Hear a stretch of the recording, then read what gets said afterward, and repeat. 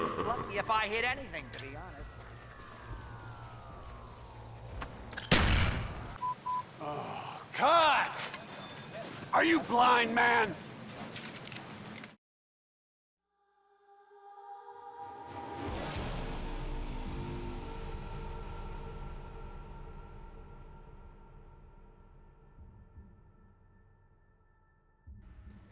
Hello, I'm Ayden. And I'm Josh. Welcome to Undead Ramblings. We talk all things Call of Duty Zombies, amongst other games, movies, and other media. This is episode 15 of our podcast, which we are recording on the 21st of July 2025. Last episode, we dived into the DLC season for Black Ops 1 and discussed the Zombies map Ascension. So feel free to check that out if you haven't already, as well as any previous episodes of Undead Ramblings. And thanks to everyone who has watched and supported the channel so far. Also, if you haven't already done so, please do the YouTube stuff of liking, sharing, and subscribing. Josh is close to 8,700 subs, so let's continue the support of reaching the goal by 9,000 before the end of the year.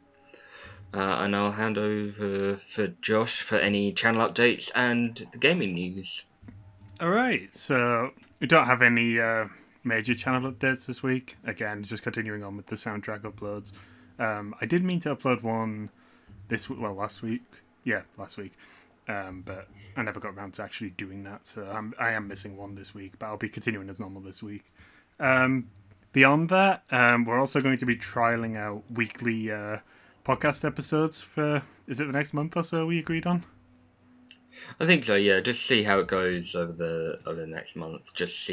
I think just to see, try and be more kind of recent with our news stuff, and it, have our fingers on the pulse, and just to kind of see how it feels. I think the main work for Josh is throwing it all together, so it's more of a trial to see if he can handle the workload. I'm sure I'll be able to, but we'll see how it goes. It's like you say, it's just to get more consistent stream of content on the channel as well. So we'll have that. We'll have the soundtrack stuff as well, and the streams on Tuesdays, I believe. If you're still doing those. Yeah. Well, yeah, I'm still gonna be streaming on Tuesdays, so keep an eye out for that. I think my Twitch link is in the description down below. Yeah. So, and then Josh will upload the VOD of it at some point later on. So you'll be getting soundtrack stuff. You'll be getting the podcast on Thursdays and streams live on Tuesdays, and then a VOD later on. Exciting times, eh? Yeah, quite a bit of content being pumped out. I'm trying to think, as well, maybe if we can't make full episodes work every week, maybe we could do a mini update episode on the in between, if we can't make it work as a proper episode. Yeah, absolutely. Just food for thought, though. Alright, so moving on, we have an update for the Stop Killing Games petition, which has now closed in the UK. How many signatures did it get again? I believe that you posted this on the document, didn't you? I didn't post the UK one, the final petition. I'll have a quick check. Alright. I'll come totally clean. So, here we go. Oh, you go. I was going to say, so it needed at least 100,000 signatures for it to get noticed, and it ended nearly at 200,000 signatures in the UK. Ooh, well, that's not too bad. Certainly a victory. Thanks to everyone who supported it. Not including myself, because I totally forgot. Despite pushing for it, I completely forgot after I put the episode together. So, if it doesn't... he doesn't practice what he preaches. Apparently not, no. Wow. No, seriously, what a AAA shill. After the whole Ascension episode of putting that together, it totally vacated my mind, and that was that. So, unfortunately, I haven't committed to that, but my thoughts are with the people who did, because I do support it 100%. And if Yeah. there's ever a chance it goes around again, I'll definitely be putting my vote forward next time. Do you want me to read out the government's like a summarized version of the government's response? Yeah, I can do. So, the UK government's response was we are aware of the issues relating to the lifespan of digital content, including video games, and we appreciate the concerns of players of some games that have been discontinued. We have no plans to amend existing consumer law on digital obsolescence, but we will monitor the issue and consider the relevant work of the Competition and Market Authority on consumer rights and consumer detriment. Video game publishers and developers must comply with existing consumer law, but there is no obligation on software companies to maintain support of older titles. Right. So it's not quite the sweeping victory we were hoping for, but at least it's got the ball rolling. Yeah, I mean, it shows that they are aware of it and they are kind of keeping an eye on it. And Yes. if legislation does change in the wider world, then it stands to reason that the UK will probably fall in line as well. Yeah, absolutely. Which brings us to the next point. How did it go in the EU? So we got at the moment the movement still stands at 1.4 million or well over 1.4 million signatures. I'm not going to say the exact one, but because that's ages. But more excitingly, one of the EU vice presidents of the EU Parliament, one of the vice presidents of the EU Parliament, has signed the petition and has stated that a game once sold belongs to the customer. So when a high-profile member of the EU Parliament is kind of aware and supporting the movement, we could start to see, and alongside all of the signatures, we could start seeing some serious talk about it soon in Europe. Aye, absolutely. And as you say, like, Europe is significant enough that it's decisions they make can be felt all over. So if they choose to act on it, we might start seeing it in other places as well. Yeah, absolutely, and I think it's significant because clearly the movement is kind of gaining traction. Otherwise, the lobbying group Video Games Europe, which has members including the likes of Ubisoft and the European branches of like EA, released a statement opposing the movement. So clearly they are kind of shaking in their boots, and the movement is getting noticed. Yeah, like we have Ubisoft So again trying to derail the movement again with talking points about how it's unfallible to continue to support games after they've expired, so to speak. But it's like that's not what the movement is. It's not about them supporting it forever. It's about giving the community the ability to continue to support it off their own back so that they can still access the product they bought.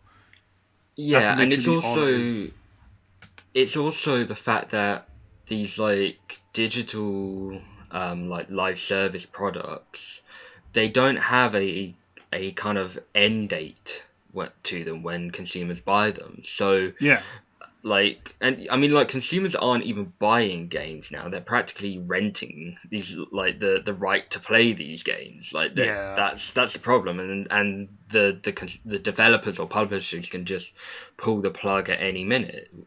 But there's no kind of end date for that.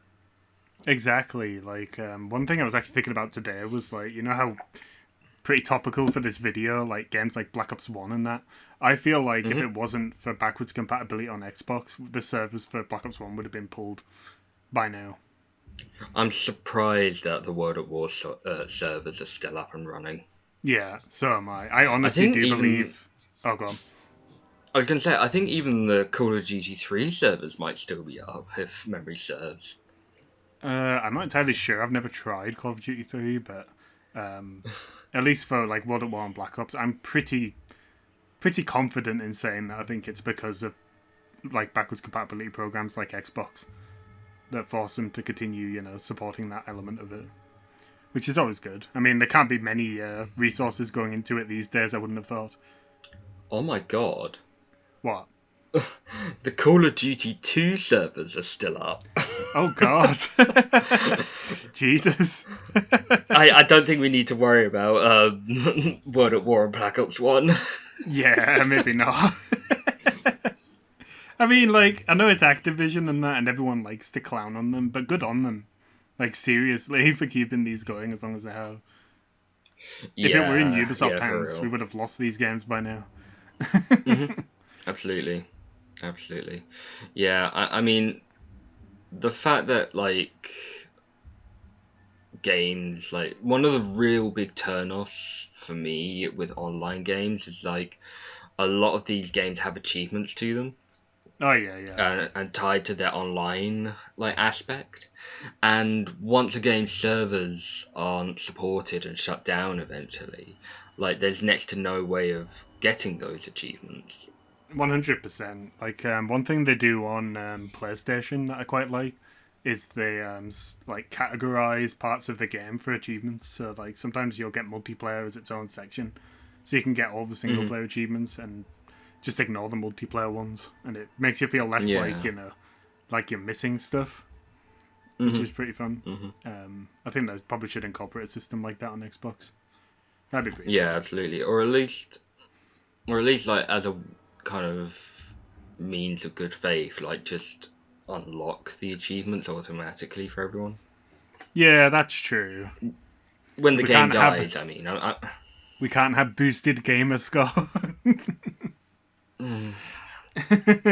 Does other than like brag points, does gamer score actually do anything for you? Like, is it just like Reddit karma? Just Reddit karma, basically. When I first started using it, I used to think you could buy games with gamer score. Yeah, I wish. Oh, sweet summer child, you. I was thinking maybe you could like convert a percentage of it into like discounts or something, but no. If only. That would be cool. Nintendo kind of has a similar system with the gold coins on Switch, but it's not based on it, like, you know, you don't get them by playing games, you just get them by buying games. But you can build them up to like a discount. It's kind of like when you buy games on Xbox, like it goes to like Microsoft points or whatever that. Oh yeah. Like Microsoft reward points that you can build up. Yeah, 100%. I set a target on that to like get, I think it was like a £5 voucher. I still haven't earned it, and it's been on there for like 15 years. Is this for the Microsoft one? Yeah, the reward points. Yeah, it's like a £5 gift card. I think it was actually what were the points called? Microsoft points. Yeah. Yeah. It was back when it was a Microsoft points offer that I put it as my reward thing, and I still haven't earned it. See, I've been like storing up my my like reward points, hoping to just basically like enter into a huge like sweepstake at some point. Yeah. I don't know when my cutoff is going to be though. That's fair. I mean, to be fair, like for the amount of time that you had to put in just to get that £5 voucher, I'd rather have had something bigger than a £5 voucher, but you never know, it might come in clutch at some point. Oh yeah. Money off is money off. Yeah, exactly. Alright, are you ready to move on from that? Or? Yeah, I don't, unless you had anything else to say about Stop Killing Games. I don't believe so. There was a funny bit of news that's slightly disconnected from that, though, where Ubisoft, ironically, did come out and say microtransactions make games more fun. Which is a bit ridiculous. I didn't think it was worth having... Oh, go on. The way my jaw didn't drop from my mouth. Yeah, they were like, it allows people to buy their way to the fun faster. Pay to win, you mean? And it's like, but where? Who put that grind wall there that took the fun out in the first place? Yeah. I'm going to be real with you. It's not the first time I've heard that sentiment. Yeah, 100%. Pretty sure like EA has said something similar at one point. Honestly, just like double check. Oh, go on. No, you finish. I was just gonna say, honestly, we should make dunking on Ubisoft like a fixed section of these videos for future episodes, because I'm pretty sure we can find something every week. Just, worth it's turning dunking into on that, them isn't it? Yeah. Oh, They just so have good. the worst takes in the industry. Ugh, they truly do. And It's such a... the most mid-tier games to go with it. Sorry, I what were you saying? heard. I'm sorry, you kind of distracted me now onto a different topic. Or different. It's similar topic. I heard EA basically saying that Battlefield 6 is going to be the biggest player count game, or not player count, but it's going to have the most players playing it in the series. Oh god, after the last one. And yeah, exactly. Press X to doubt. Yeah, absolutely. I don't think... I think Battlefield peaked at Battlefield 1, in my opinion. I can't remember which one it was I played. I think it was Bad Company. Bad Company was so good. It's the one where you can destroy walls with grenades and stuff, isn't it? I know that you can do that in all of them to some extent, but I remember that one being the big trademark for it. The first time they ever really did it. Yeah, we played a bit of. Was it Battlefield 1? No, it was Battlefield 5, wasn't it? Battlefield 5, yeah. That was alright. Battlefield 5, it was okay, but it was not as good as 1. I didn't 1 play it was enough. just peak. Aye. I didn't play it enough, so I can't speak for it. No worries. Just double checking. I'm guessing the petition for Stop Killing Games is in the description as well. It should be, yeah. Okay, cool. Alright, let's move on to the topics then. So, in this episode of Undead Ramblings, we will cover the second DLC map of Black Ops 1, Call of the Dead. So, our usual topics for these... I guess you can call them retrospectives, can't you? I may as well at this point. They pretty much are. Yeah. Revisits, whatever you want to call it. It's going to be background of the map and the setting, our initial thoughts on the map, cast and story, mechanics and gameplay, Easter eggs, music, and then anything else. Alright, sounds good. So, as usual, I'll kick off and then you can go on the timeline. So, starting off with background and map setting, Call of the Dead came out as part of DLC 2 for Black Ops 1, named Escalation, on May the 3rd, 2011 for the Xbox 360, and a month later for the other platforms. I just want to say here, Escalation was probably my favourite map pack for multiplayer maps. You had zoo, hotel,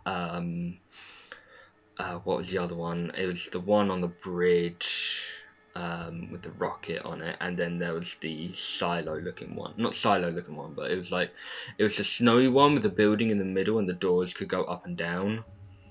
I think I know which one you're on about. Yeah. But then again, someone will know. I think the one I'm thinking of is a launch map. I could be wrong.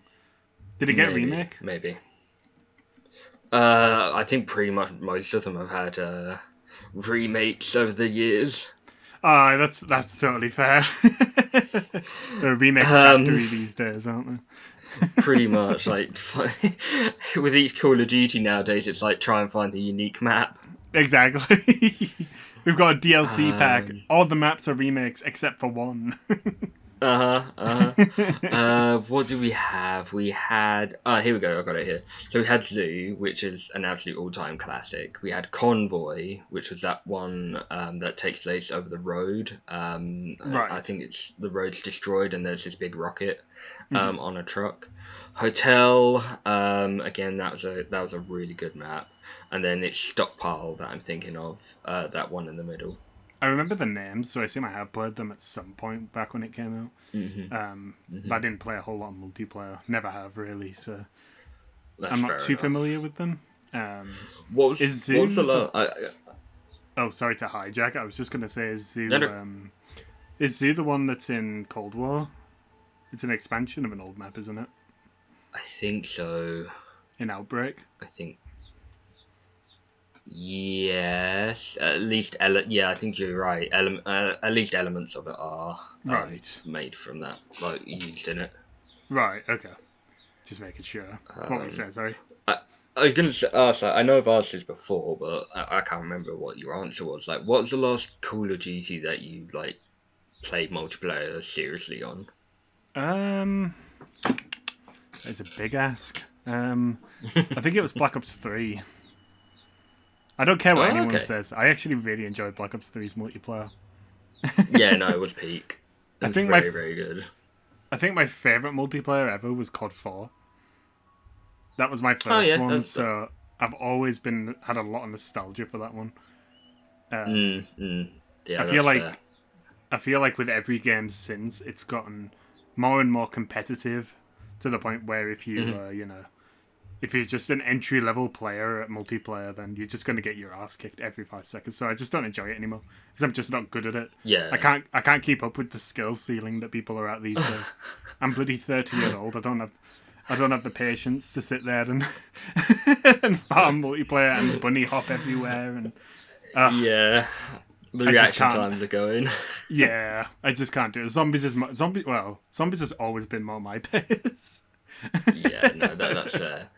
My first multiplayer, I was actually very late for what's it called?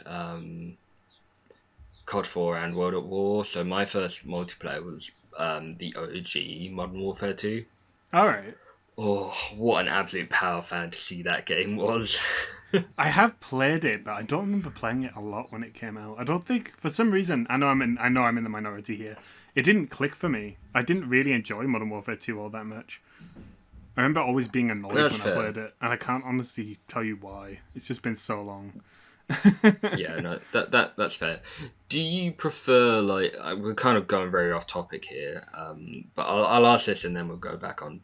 I'll let you go into the timeline. Do you prefer like Call of Duty set in the past, present day, or the future? Genuinely, I think it's just depends on the game, really. Like, the era doesn't matter too much as long as the game itself is enjoyable. Like, I mean, everyone loves the old World War II games, from way back. Yeah. But then you see games like Vanguard, which even though they have the setting, they're not great. So I don't really have a specific era that I think makes Call of Duty games good. But if I had to pick, I feel like I'm kind of partial to Black Ops 1. That sort of time. Yeah. What about you? So kind of like middle past, basically. Yeah. Yeah, I think I fall in the same kind of camp as you do. Like, it does really depend on the game, but I'm very similar. Like, Black Ops 1 was probably my favourite multiplayer. Though I do really like the original Modern Warfare 2's multiplayer as well. So, Oh, yeah. and even then, just the setting, like, I prefer the kind of more Cold War style stuff. Yeah, for sure. Speaking of Modern Warfare 2, actually, it's a cardinal sin that they cut the multiplayer from the remaster. Yeah, no, I'll never forgive them for that. I have no idea why they did that. I truly don't. It's the most, like you say, even though it wasn't personally for me, it is one of the most popular multiplayer games that they have ever had. It makes no sense to call it. Like, literally no sense. The only reason I can think that they did it was because they learnt their lesson from when they remastered COD 4, that it basically took away the multiplayer player base from, was it Infinite Warfare? To be fair, I don't think these people would have been playing Infinite Warfare if COD 4 Remastered wasn't there. Yeah. No. You're right. But like, from a kind of business standpoint, I think that's kind of why they what. I know that Modern Warfare 2 Remastered didn't release at the same time as another Call of Duty, but what was Call of Duty out at the time? For which one, sorry? Modern Warfare 2? Modern Warfare 2 Remastered. Oh, I'm not honestly sure. I don't remember exactly how long after Modern Warfare 1 Remastered it released. It was. Me I either. think it was more I mean, recent, wasn't it? yeah, and like I would say Modern Warfare 2 remaster. It's really just campaign remaster because they didn't even include Spec Ops. Yeah, that's true. God, I love Spec Ops. Spec Ops was so I good. know. Modern Warfare 3, like the original Modern Warfare 3 Spec Ops, was so fun. It was. I always remember that one mission where you're like going prone through the snow and you have the sniper and you have to try and sneak through it. That one I I always played the remember. shit out of that one. Yeah, same. So good. I Honestly, always tried like different ways to do it. yeah. Honestly, we should do an episode on that. Oh yeah, for real. I mean like we both got Modern Warfare 2, haven't we? So we can always jump into like doing the Spec Ops. I I think I do. I think my disc broke. I think. Oh no. I think. I'd have to double check that. But as long as it can read what game it is, it shouldn't be a problem. Given that everything installs nowadays. So. Again, we've been distracted again. Yes, yeah. Let's get back on task. Do you want to read out the timeline excerpt for Call of the Dead? Sure. Just let me bring it back up. I was just quickly searching the Modern Warfare 2 campaign remastered release. It was 2020. Trying to remember what game. Oh really? Okay. There's so many Call of Duties now. It could be Vanguard. It was Cold War. It was Cold War. Huh. Aye. Was it the DLC season of Cold War? No. You got a good point there. I think Cold War came out later in 2020, so Right. really, I'm looking. So it must have been Modern Warfare 2019 then. All right. I suppose that makes sense. Mm-hmm. All right. Well, moving on to the timeline excerpt then. March. Oh, sorry. Yeah, that totally threw me through a loop. All right. Let me just put my phone down.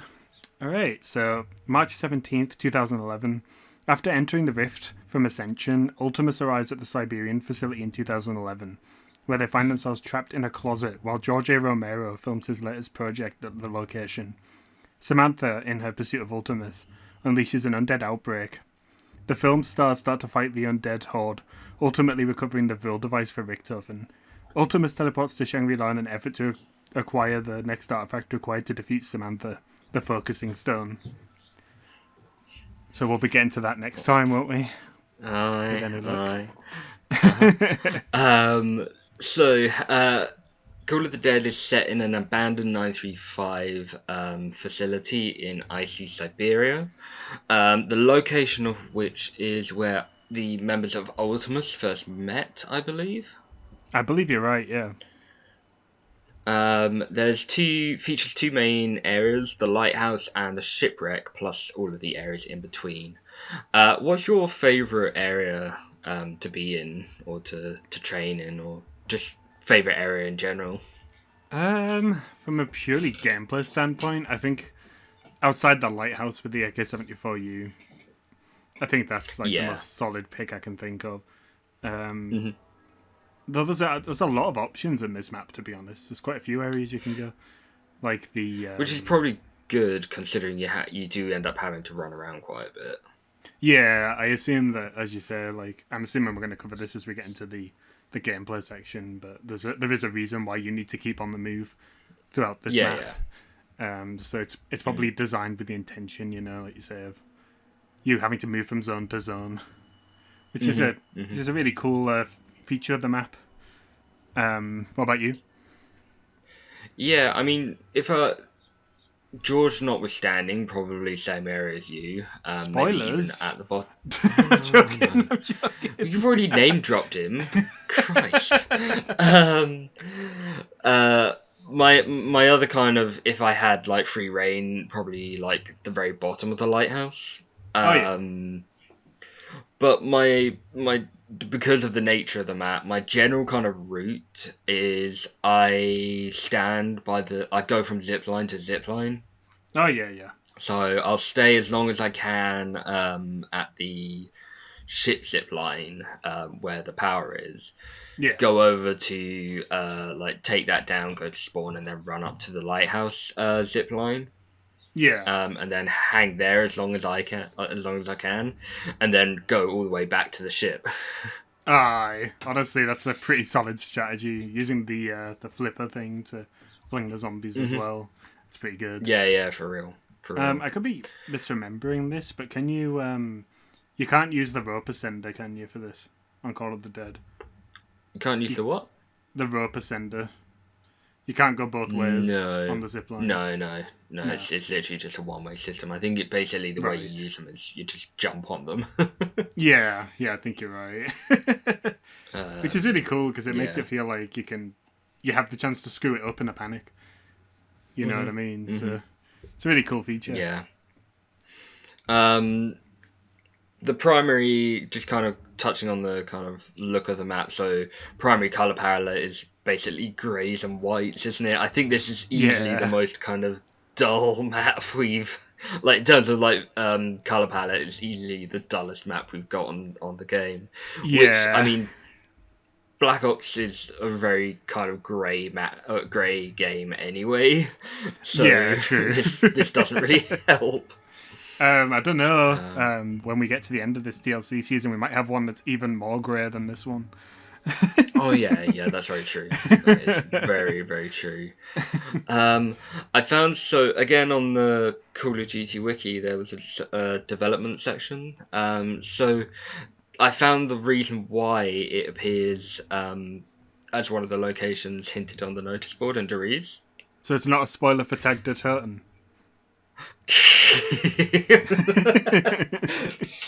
No, it's not a teaser of Tag der Toten. Unfortunately, I'm sorry, Josh, to kind of burst that bubble and theory that you had so painstakingly developed.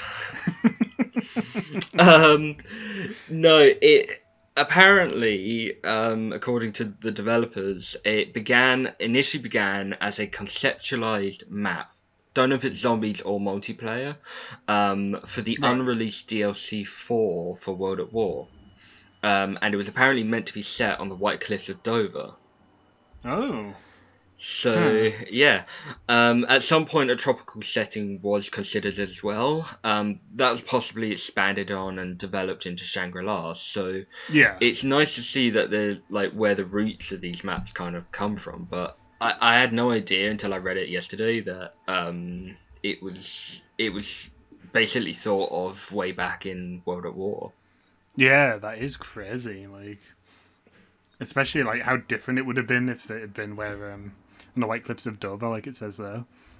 Because obviously the reason that we're there in Call of the Dead proper is it's the meteorite crash site, isn't it?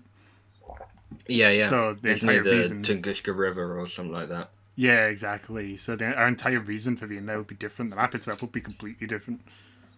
I'd be interested to see what that version of the map would have looked like. Well, apparently they only kind of conceptualized the kind of geographical kind of look of the map. So it wasn't heavily developed. But I think it's really cool that a lot of these kind of like DLC 4 kind of ideas have now were then translated into Black Ops 1. Yeah, for sure. So I wonder where that puts Kino then, because wasn't Kino supposed to be DLC 4 at one point? Well, I assume that Kino was the DLC 4 zombie map, and that's why I think this was meant to be Call of the Dead was meant to be a multiplayer map. All right, that makes sense.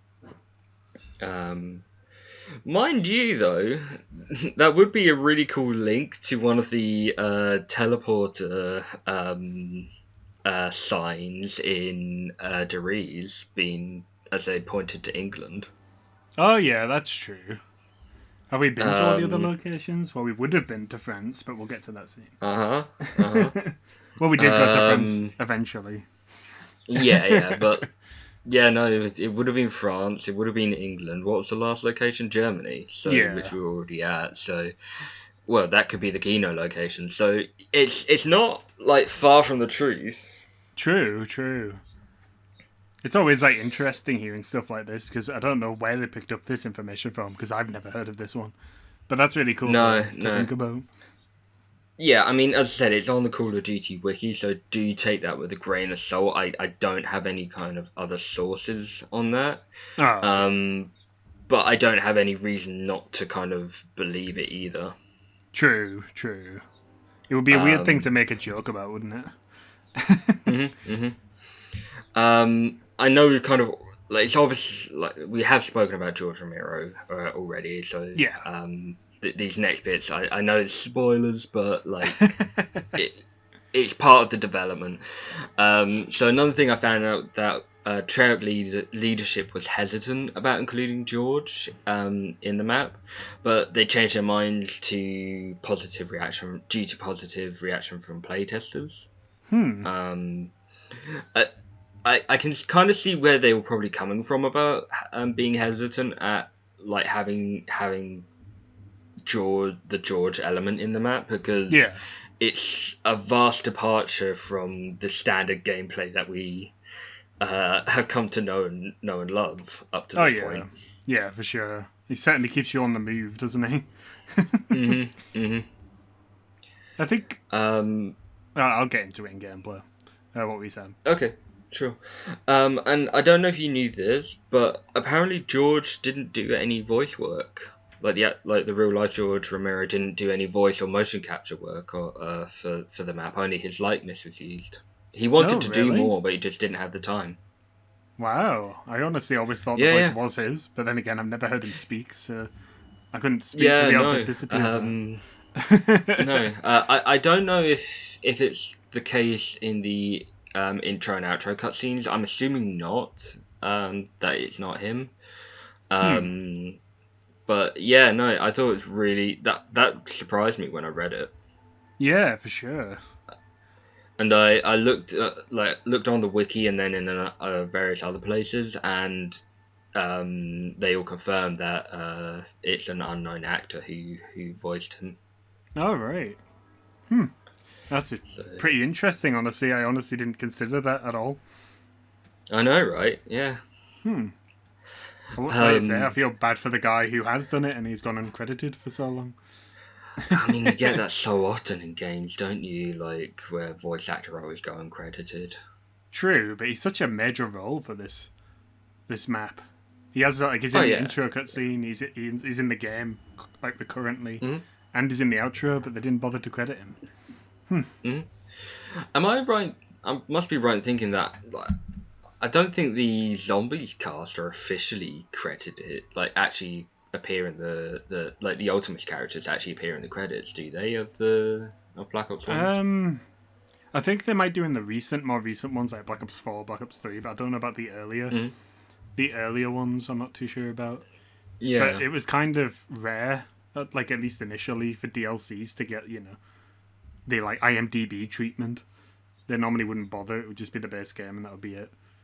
When it was fairly fledgling, they didn't generally do it with DLC. yeah. But like in Black Ops 1, they are in the base game. They are in the base game for that. Yeah, I'm not sure if they are in Black Ops 1. I'd have to have a look. Yeah, it's just interesting. I wonder why they. I mean, obviously, like the Ultimate cast are huge voice actor names anyway, so they don't necessarily need crediting. Yeah, for sure. I wonder why they credit some actors over others. Yeah, there's definitely a case of big names, because they certainly credited the celebrity cast for this map. They didn't go uncredited. I mean, they couldn't. There's no way that like the names are literally the characters. So yeah, exactly. That in of itself is a credit. So for a while now, I thought Call of the Dead was the first kind of unique zombies map, but I was rudely reminded when I was doing the research for this map that this shares elements from the Black Ops 1 campaign mission, Project Nova, which is the one that's set in the past, where you play as Reznov. I'm thinking of the one we have to go on the boat with the gas. Is that it? Yeah, that's the one. Yep. Yeah. Yeah. I Alright. completely forgot about that. What does it use from there? Just the boat? I am assuming just a boat, and then obviously some of the kind of buildings and I guess rocks and textures and such. But Yeah, like icebergs, that sort of thing. yeah. But I think the boat is the main kind of main thing. Alright. So I think the first like true unique zombies map should go to Shangri-La, I guess. Yeah, that's true. You never know. We'll end up finding something from campaign that's taken from the Shangri-La as well. Watch this space. Probably, yeah. I'll eat my own words there as well. And lastly, in part of the, at least for now, as part of the development stuff, the name of this map, Call of the Dead, is in homage to the classic of the Dead Romero films. So, Oh yeah, for sure. yeah, but I think everyone knew that one already. Yeah, pretty much. It's a cool title though. I think it works. Oh yeah, for real. And I love that they kind of they've used something similar throughout the series, like Nachtetoten or Kino de Toten, like being the translations like Cinema of the Dead or Night of the Dead, like Tag de Toten, Day of the Dead. Yeah, it does thematically fit, doesn't it? They kind of ditched that with Ascension, didn't they? Yeah, that's true. I kind of I do as well. No, yeah, they do kind of. I think it's where depending on if the name fits. Yeah, that's true. It's just a testament, I guess, to how much cooler German names sound than English ones. Oh yeah, for real. Like Mauer de Toten, Wall of the Dead. Exactly. Like, which one are you gonna pick? Absolutely. I know we've kind of spoken about it quite a bit already, but why don't you actually take us away with your initial thoughts on the map? Alright, so this one is a very, very interesting one for me, actually, because I did not buy it. No? At launch. I did not buy it for ages. I think I skipped this DLC pack. I hated it. Wow. I don't know if it's because it was a celebrity map or what. I honestly don't know, but I dodged this map like the plague. Black Ops 1, I just had it in for. Apparently, I just hated Black Ops 1. Which is funny looking back at now, because it's my favourite one now, I would say. So, it's funny looking back and thinking how much I despised it for, like, seemingly random reasons. I'm guessing it was, like, you know, it was just because it was maybe getting more popular, I guess, and maybe I was like, oh, it's trendy, so, and they're using celebrity cast members. Ugh. I hate it. You were being all hipster about it. I played Call of Duty before it was cool. Pretty much. I can only assume, like, I'm not saying that is what it is, but it could well have been. I honestly... Oh, go on. I was just going to kind of touch on this for a second. What was your kind of awakening to how good Black Ops 1 was? Probably Moon. To put it straight, I love Moon. But I'll try not to touch on that too much. We'll get there eventually. Okay. It's good to know where the reference point is, though. I think I still enjoy. Like I said, I didn't have a problem with Ascension. I loved Ascension, but for some reason, Call of the Dead just pushed me back out again, and I didn't touch it for ages, and I cannot remember exactly why. So I don't really remember my first attempt with it so much. I do remember laughing a lot at your teammates getting stuck in ice cubes. But I can't really remember my initial thoughts with this one, to be honest. I might actually have to pass on this one. I genuinely don't remember how I felt about it the first time I played it. What about your kind of general feelings on the map, kind of now? In some.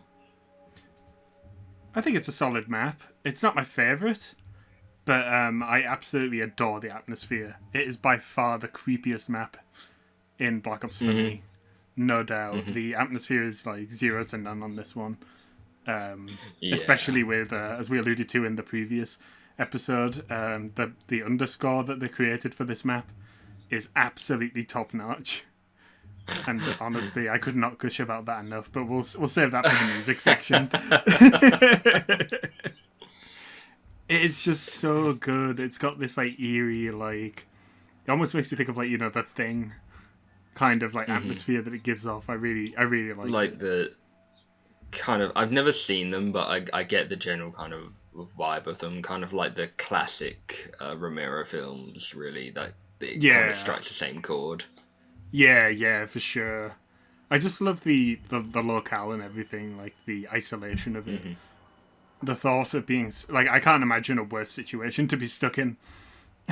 Oh yeah, for real. Like, George is clearly a madman for coming to like film in this location. Exactly. Where's like the security? If you watch the intro, he's just there in his chair with one like zombie extra. Where's everybody else? Yeah, for real. Have you kind of, just going off topic slightly here, like, have you actually ever watched any of the Romero films? I watched the remake of, is it Dawn of the Dead? That's the one in the mall. Yeah, I watched that one with a friend, and I really enjoyed it. Yeah, but it's the remake. So I've been meaning to. I don't know if he directed the remake. I don't know. I've seen bits of the original though, and yeah, it's just crazy to think like, if it wasn't for George Romero, we probably wouldn't have zombies at all. Absolutely. It's such a crazy thing to think about. Yeah, for real.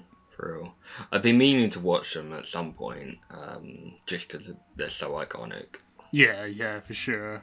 I might get round to it at some point. Certainly on the bucket list. We'll have to make it a podcast discussion. Oh yeah, I mean I would. I'd have no bother talking about them. But yeah, that's generally my thoughts on it. What about you?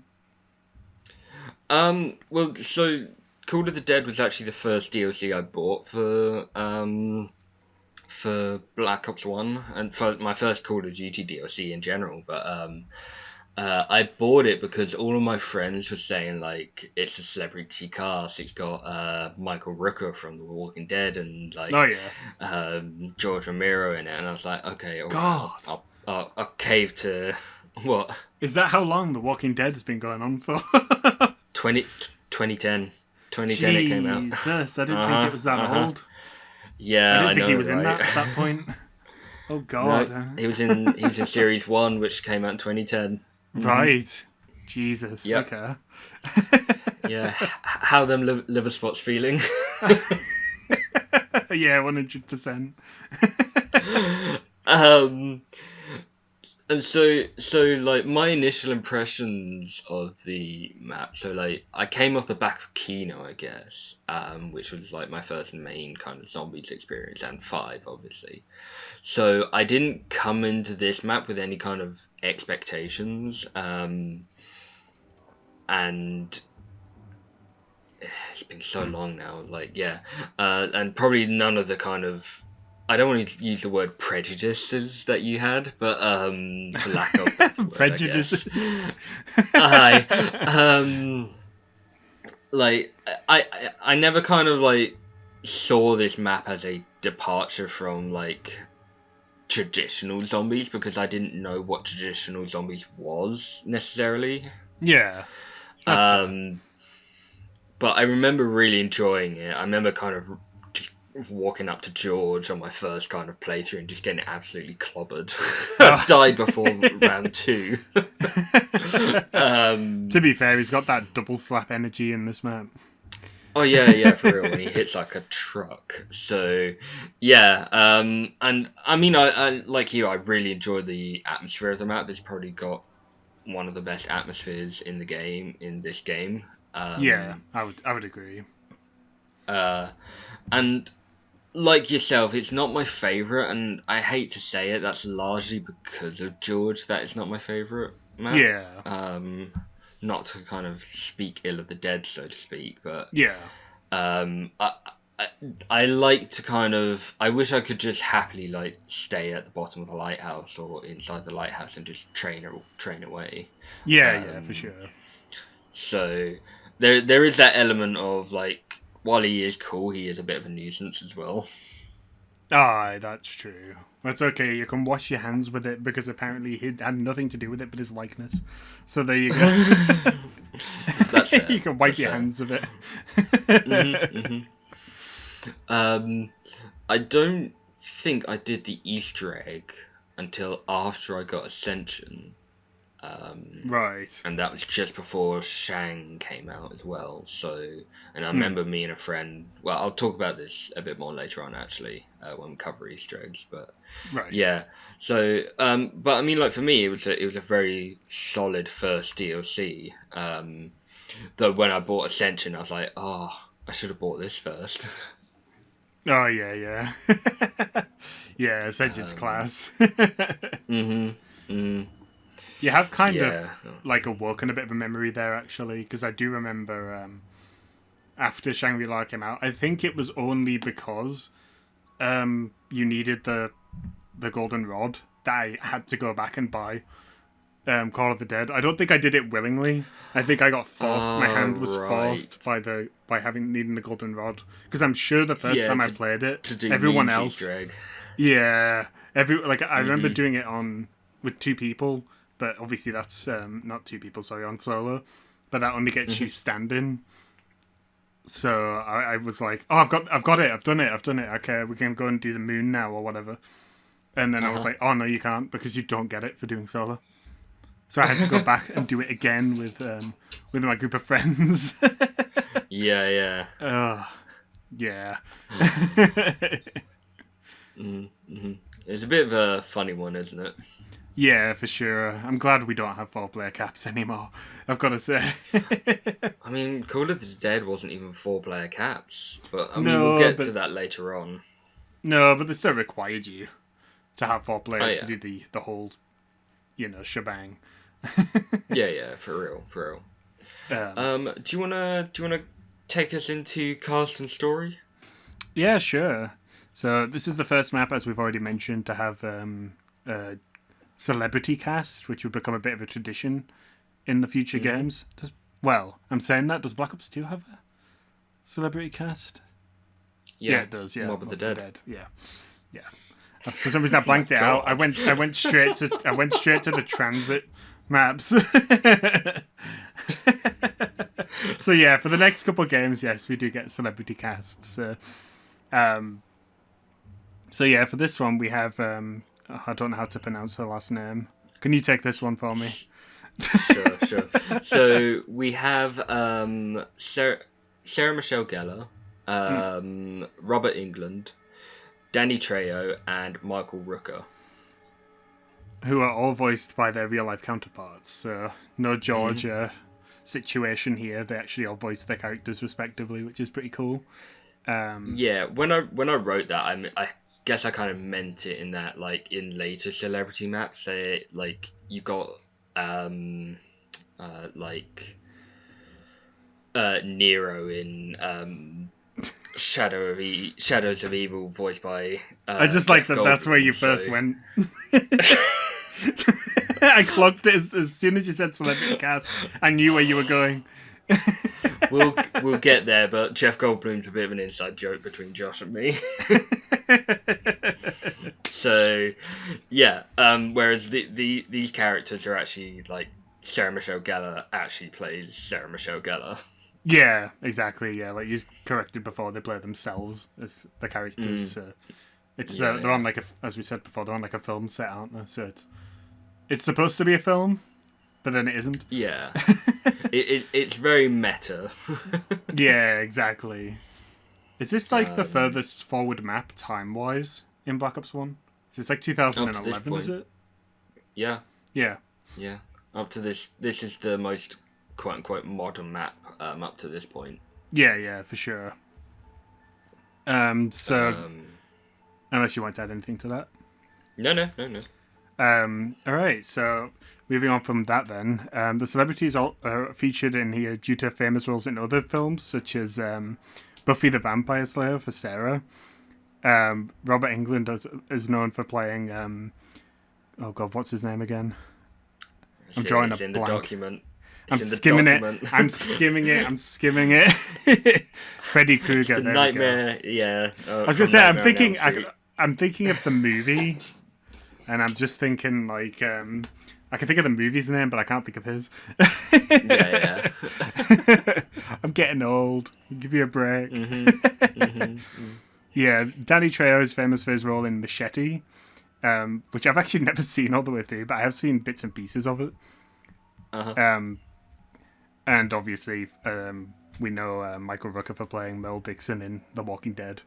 So that one, I think everyone's going to know that one at least, if not the others. Yeah, for real. Aside from like The Walking Dead, I've never actually seen like any of the other three's stuff. Like I've never seen Nightmare on Elm Street or Buffy the Vampire Slayer or Machete. Yeah, me neither, to be honest. I know Danny Trejo from Spy Kids. Yeah, I think you're right, actually. Is Sarah Michelle Gellar not in The Grudge? I've not seen The Grudge. I know her from Scooby-Doo as Daphne. Yeah. Class. I can't say I've actually seen Robert Englund in anything other than obviously this game. As far as games go, I know he voiced I think it's Scarecrow in Injustice 2. That's all I know that he's in. That's not this. As far as video games go, movies, I'm not too sure. I only know him as Freddy Krueger. Yeah. When I remember the name. Have you seen like any of the Nightmare on Elm Streets? I've seen bits and pieces of them, but I've never watched them all the way through. The only old school slasher movie that I've really watched from start to finish was Halloween. I didn't mean to Is start. that the one with Jason? No, that's Michael Myers. Ah, okay, yeah. Those are the only ones I've seen. I didn't mean to binge all of them, but I never got around to doing the other ones. So. Again, something on the bucket list. But I've seen bits of Nightmare on Elm Street. I love how like each of the characters use kind of like quotes that they say in their respective like films or like roles. Yeah, for sure. Like I've not really watched Buffy, so I can't really say to those ones. But I know there's a few a few references to Freddy Krueger with Robert Englund. I know there's a few of those. Yeah. And his character model like wears the classic Freddy hat, doesn't it? Yeah, he's got like the straw hat thing going on. Saying straw hat. Certainly not straw. I spent enough time putting that damn artwork together for the background that I should know it's not straw by now, but there you go. Something I forgot to put in the document that I'll mention here. This is the first map to have unique first-person hands for the characters. Yeah, you're right. Yeah, they all have their own specific view hands for this, don't they? Yeah, absolutely. And another thing I also forgot to mention, this is the first Zombies map that features a playable character that's a woman. Oh yeah, you're right. Though the dive mechanic still gives Sarah Michelle Gellar the man Yes, grunt. I knew there was something I was forgetting. Yeah, she like dives, just like, ooh.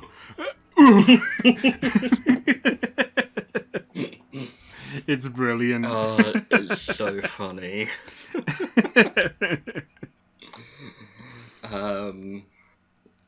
Yeah, do you have anything else you want to kind of cover with these guys?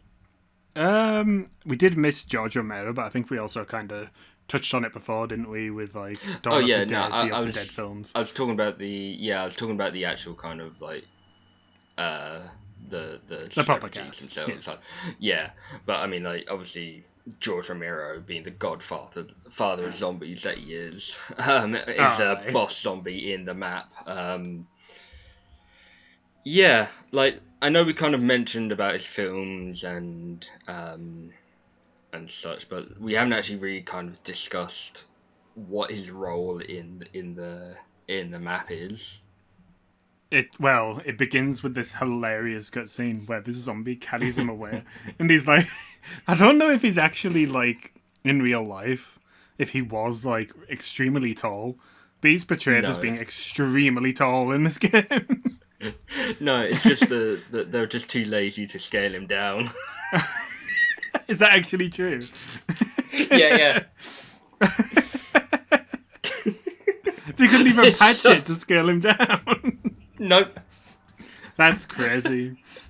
So you got this zombie, like this like standard 6-foot zombie carrying like this 10-foot guy like on his shoulders away. Maybe they did the cutscene and they thought it looked too good, so they thought, "Fuck it, we'll keep it." Yeah. I'll have to show that clip on screen. But yeah, so and I was just going to quickly explain the cutscene, unless you had something else you wanted to throw in. No. Yeah, so it's basically them filming this movie, Call of the Dead, and it's got some pretty funny moments in it, hasn't it?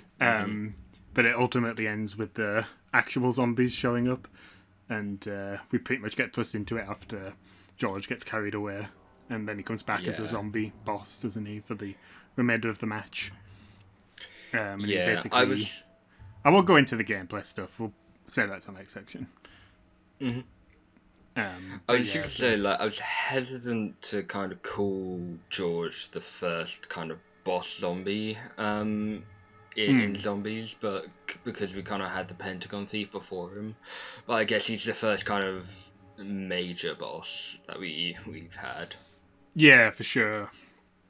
He's basically like he's just more like a persistent stalker threat, isn't he? More than something you deal with every couple of rounds, like you do in the other maps. So he's constantly following you very slowly around the map and disrupting all your training and camping strategies on the way.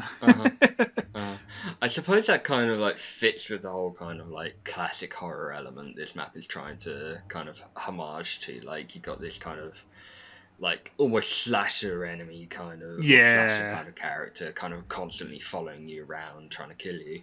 Yeah, for sure. And I've got to speak to how effective it is, like when the fog rolls in, classic Jason Bundell meme there, and you can hear George's voice like on the wind, but you don't know where he's coming from. It works to great effect. You see him like slowly looming like through the fog, like his eyes glowing, his like stage like sparking, and as he just like slowly walks towards you. Yeah, it is done to great effect in this map. It really is.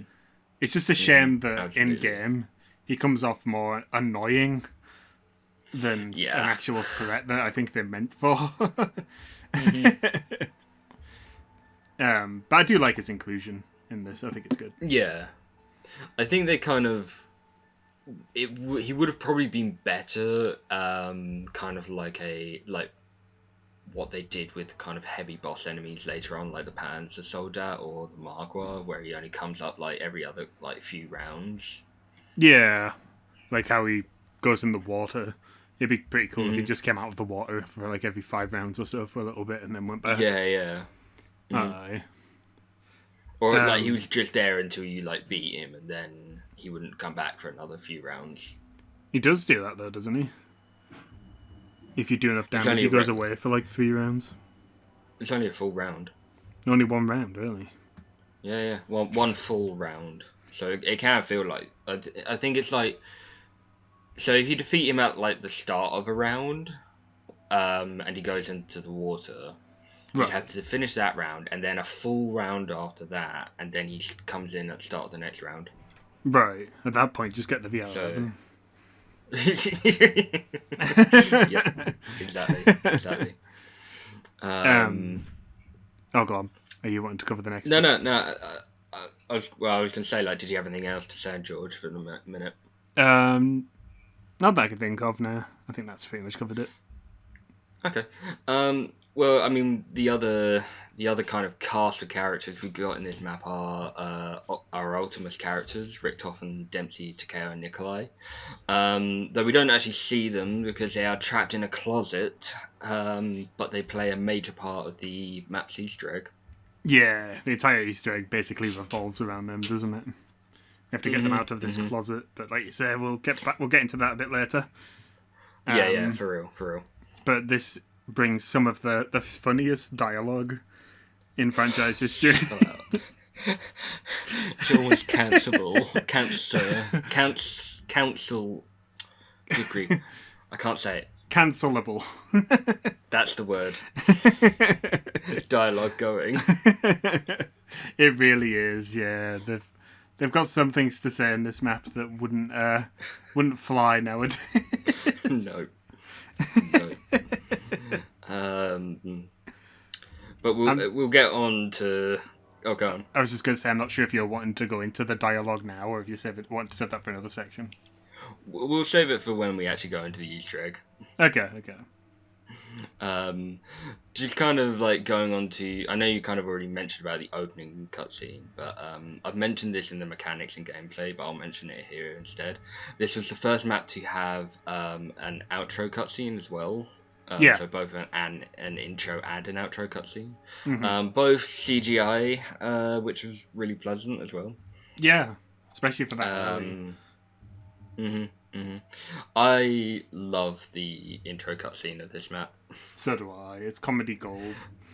I love the kind of like sequence of like the characters, like the actual playable characters, like killing zombies, and like having a montage. Yeah, and I always loved the way the zombie rolls down the stairs when Sarah kicks it. The physics on it are crazy. Like I'm assuming he had a stunt double or something because there's no mat at the bottom of that ramp. Oh yeah, for real. He definitely broke some bones there. He flew through a door and down a flight of stairs. I really like there's two other bits that I really like. The fact that all of the characters just kind of wail on Robert Englund. Oh yeah. And then the other bit I was just gonna say I remember the bit where she's like, "I do it like this." Yeah, just roundhouse kicks him. It's top notch, it really is. Yeah, it's so good. And then like you got the like absolutely infamous line of like, "Get back to hair and makeup. You don't look dead enough." This guy's like jaw is just hanging on the floor. It's just funny because the zombie seems like genuinely irritated at that comment because it goes aggro after he says that. Yeah, it's such a good cutscene. And then you had the outro cutscene, which I'm assuming it's kind of set before the map. I'm not entirely sure. Well, I'm assuming it must be because in Revelations we get closure that they never came back from Call of the Dead. True. So I'm assuming it must be before. Either that or it's retconned. It's hard to say. That's true. I completely forgot about the Call of the Dead kind of references back to this map. No, the Revelations references back to this map. Yeah, I tried to ignore them because I'm not a big fan of that tidbit of lore. The whole his agent or something time traveling across all these other maps that we've been to just felt a bit silly to me. So I always like to write that off like it doesn't happen. Yeah, that's fair enough. I always felt like it was a bit too goofy. Doesn't she like end up in Shangri-La and kill Brock and Gary? Yeah, something like that. So I'm always just like, it's just a bit too out there. I'm like, how on earth? I mean, stranger things have happened. True. The only kind of takeaway that I've had from the outro cutscene was like George's quote of like, some of that creepy shit happened right here. Yeah, it's such a good outro. It's just like you say, it's kind of hard to place because he does kind of in the map flip between being human, quote unquote, doesn't he, and the zombie. So I can see why it might be like why it's difficult to place where it might have happened. Yeah, Because yeah. there is a chance he comes back from it, but I don't know. And even if he did, it's in the middle of Siberia, so best of luck. Yeah. I don't think there's any coming back from that. Yeah, exactly. Let's briefly go over the unless you had anything more about the cutscenes. No, I think that's it. Okay, well, let's briefly go over the radios, which discuss the background of the map. I think these are probably yours and my favorite radios in all of Zombies. Yeah. It's not even close. The one that's always stuck out to me is the one where Dempsey gets apprehended. That's the best. Hit him again with the stick! Yeah, that is the best radio in Zombies, and it's not even close. Yep. I love So the whole funny. thing from the I'm taking you home in bags, freak. Yeah. Okay, ow. Oh, so funny. I love really it. is. And just how Richtofen begins every single radio, more or less. Dear diary. Yeah, absolutely. It's funny because you can tell in Tag the Toten when they reference it, where they have a few radios like that Noel and North just can't do that anymore. They're so toned down, and he doesn't got anywhere near as high pitched in those ones. Yeah. Absolutely. Just kind of going over the rest of it. I like that kind of.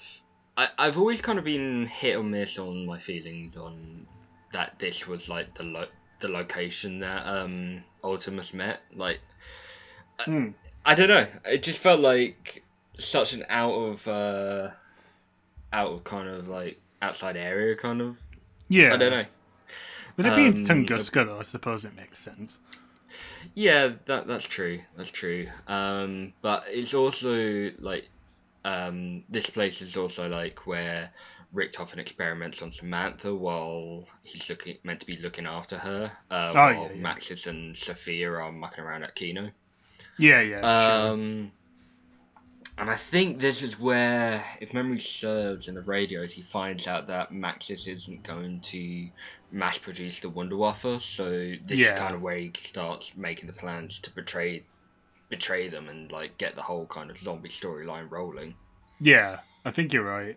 I also think what's funny as well is I know it was early days and they clearly hadn't planned this far ahead, regardless of what other YouTubers might tell you. There is no base on the mountains in this version of the map, despite them being there in Tag the Toten. They do not exist. I'm just going to assume that they kind of got buried under the snow. Yeah, I suppose it has been nearly 70 years or something. Something like that, yeah. So yeah, I guess that makes sense. I suppose we should actually mention now that I completely forgot about it, but this is the first map that we actually hear about the Mexican test subject as well. Yeah, I think you're right, because his spleen is on the floor and he's not moving anymore. 9 Monkey, that's my spleen. Mine! God, I miss Black Ops 1 so much. I truly do. Good. Yeah, so for those of you who don't know, the Mexican test subject would later be developed into Pablo Marinos, who would play a major role in the background throughout the zombie storyline, really. And then ultimately play probably the biggest role at the very end of the Ether storyline. Ironically, in a remake of Call of the Dead. I know. I wonder if that was planned. Which is fitting. Yeah, I was going to say, I wonder if they thought that would be fitting to have him appear in the map he was first mentioned in. It's pretty clever. I should imagine there was an element of that. Yeah, for sure. So, yeah, I don't think there was any kind of other, would you say that this is probably the map that had the most kind of story revelations and,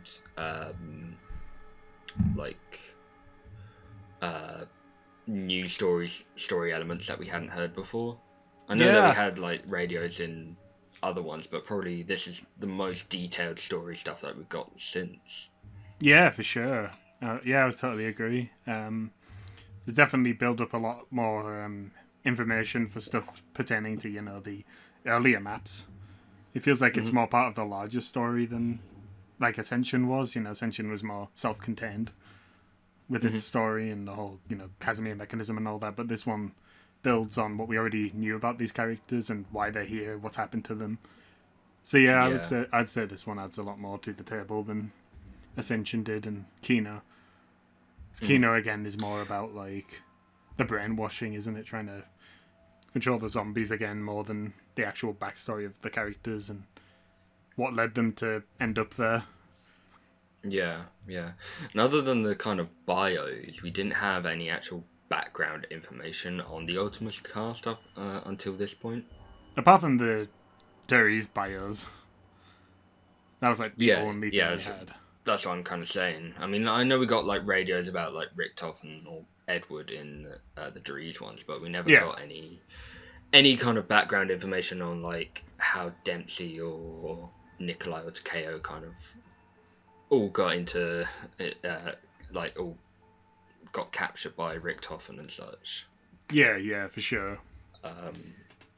So I think this was a very vital map in kind of fleshing out our Ultimus cast.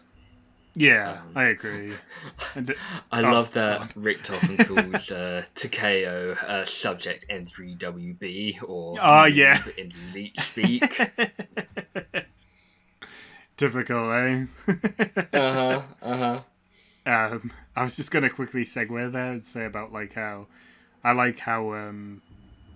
in Ascension we kind of talked about this when we were doing our breakdown of it, how they start to come to terms with the fact that they've been brainwashed in Ascension, and it follows on with this map where we full on like explore that. So it was kind of go on. No. You first.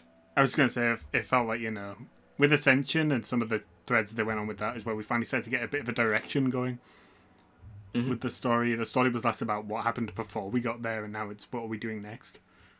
Yeah. With Call of the Dead, which I thought was a pretty nice change of pace, and it certainly got the put in more stakes. You know what I mean? Because you're like, what are we getting these artifacts for? Like as we do in the Easter egg and that sort of thing.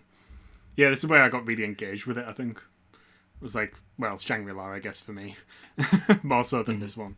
But you know what I mean? Yeah. What were you saying? I was just gonna say, like, just touching on that kind of what you mentioned about the characters starting to remember the experiments that Richtofen did on them in Ascension. We never kind of really knew. We assumed that Richtofen had experimented on them beforehand, but we never kind of really knew what he did to them. And it was nice to kind of find out in this map how he went around his experiments on them and like brainwashing them. Exactly. Yeah. It's always pretty funny as well when he drops like lines that are clearly giving away his plans, but then never clock it. And I'm like, absolutely. How are they not clocking it? I guess the whole joke is that they're too stupid. I suppose that's what they're going for. I know we're kind of like going over the quotes later on, but just kind of this was very relevant here. Like one of the quotes that he says during the Easter egg is like, just one more step, one more item, and then the world will be mine. Yes. And then he's like, I mean, why are you looking at me? Force field, stuck behind the force field. Do you know that one? Yeah, he does that loads, doesn't he? With the next couple maps. Oh yeah, of, slip ups like that, and then tries to hide it.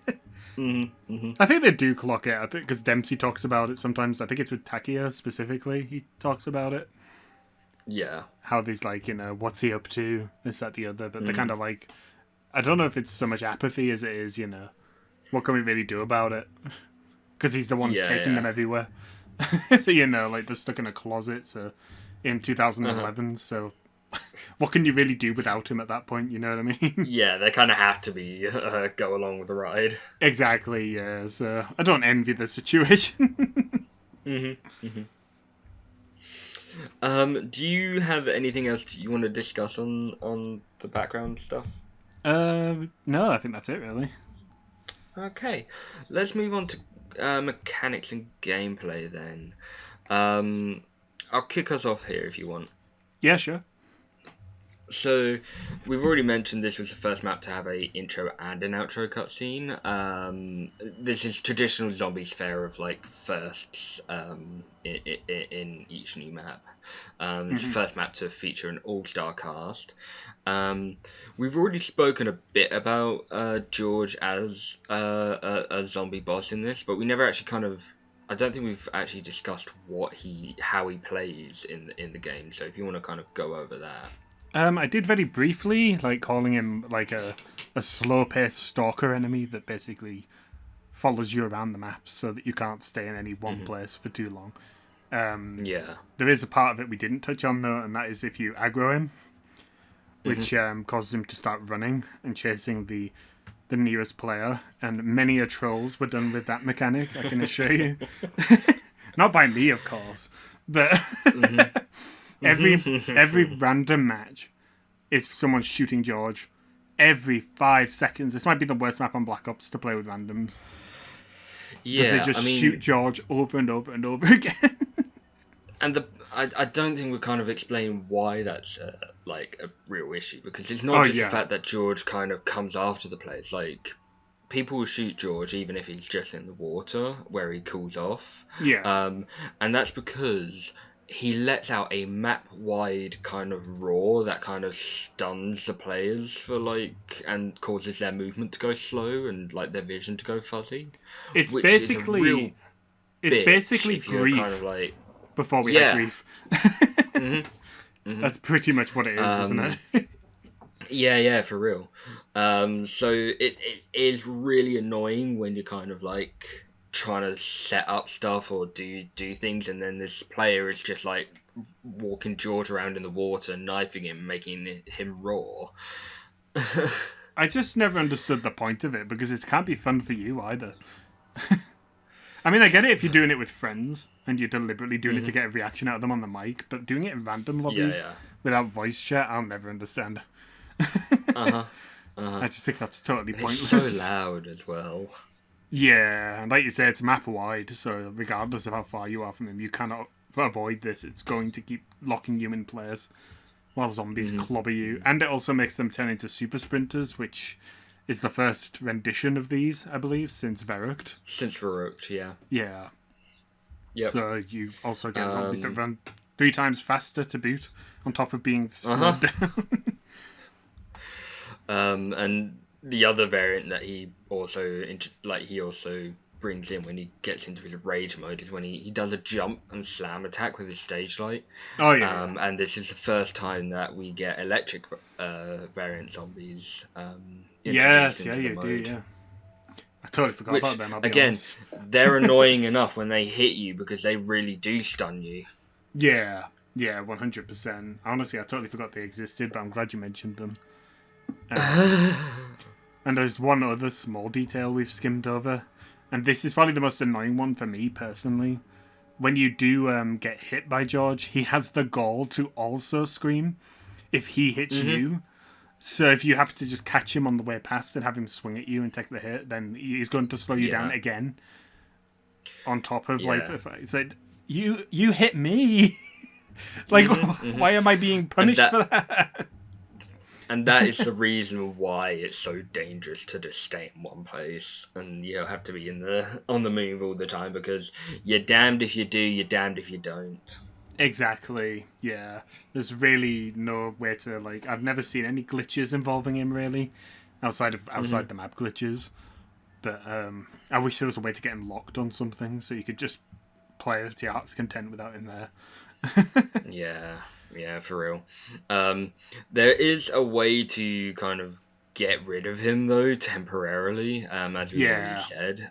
So every player has, or you have to, not every player, but if you deal enough damage to him, I believe his base health with one player is like 250,000, and then that multiplies for each additional player.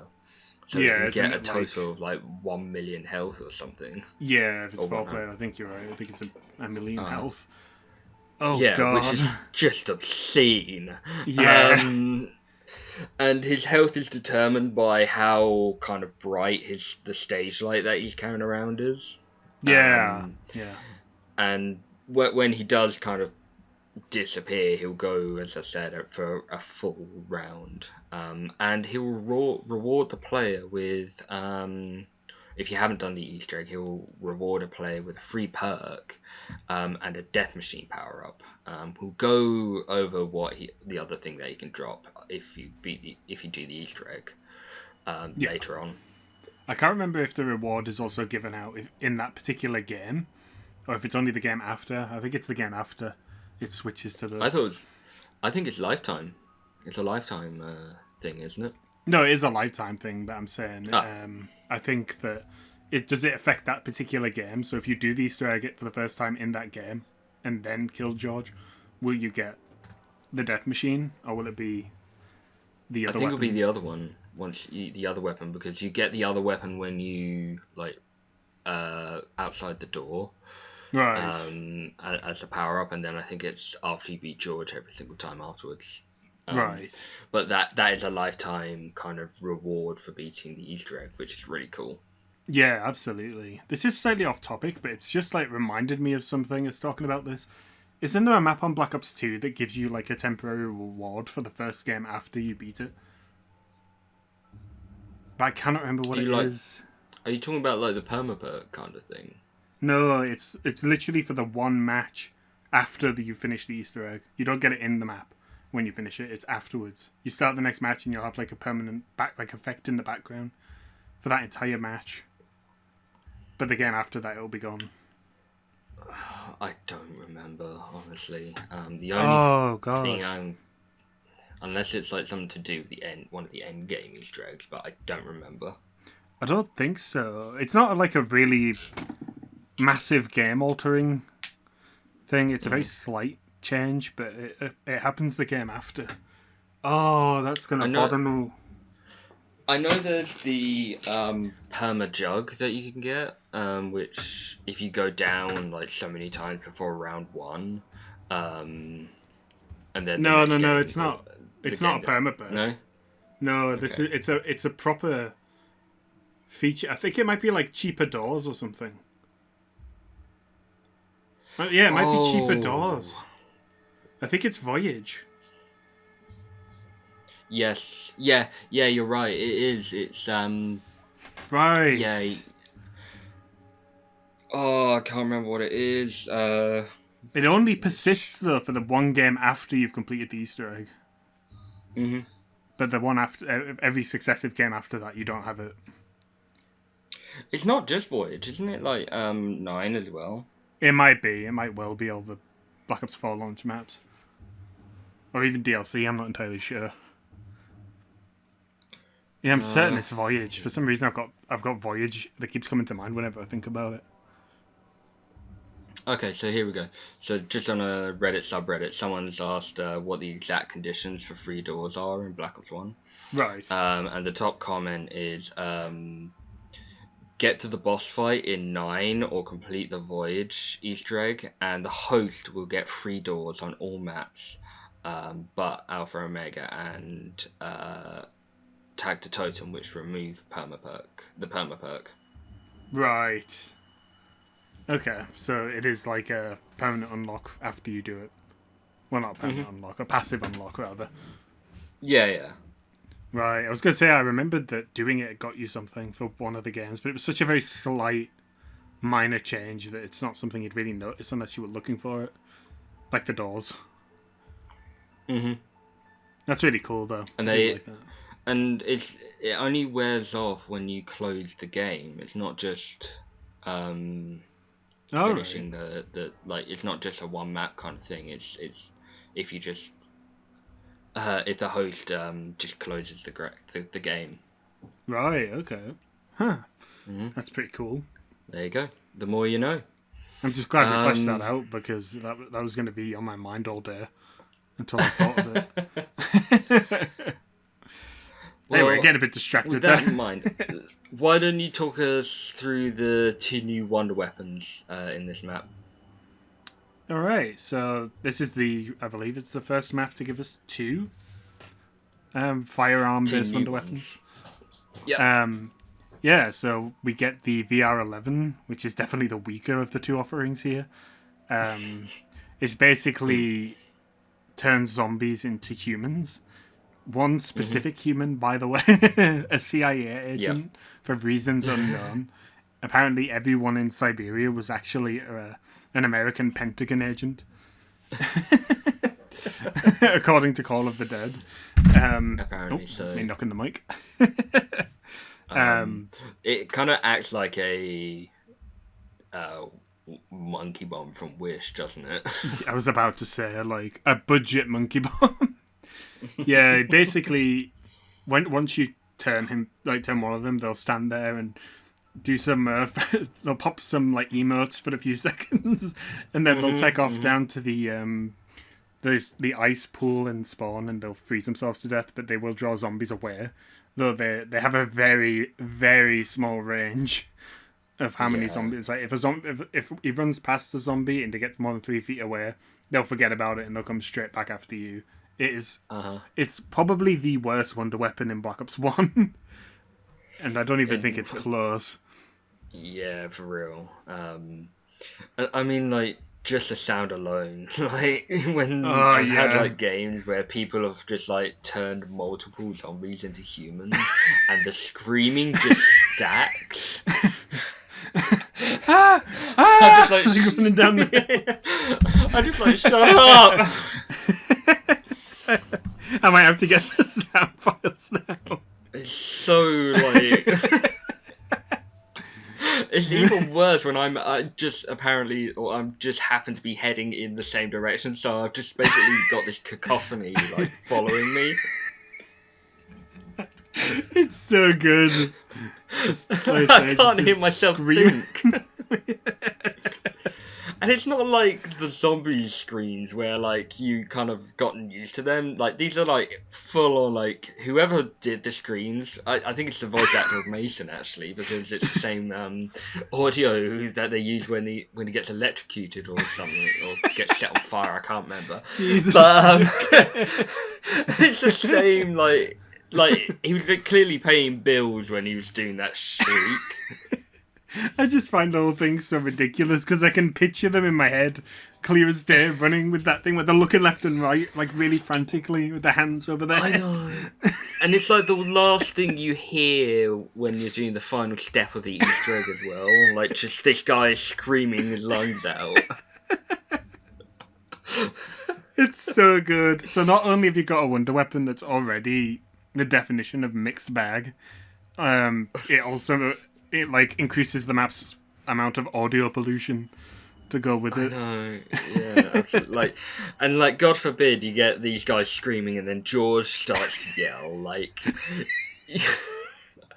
I'm just thinking of, like, a conga line of them, like, about 10 of them all running down there. Legitimately, like, that's how it feels sometimes.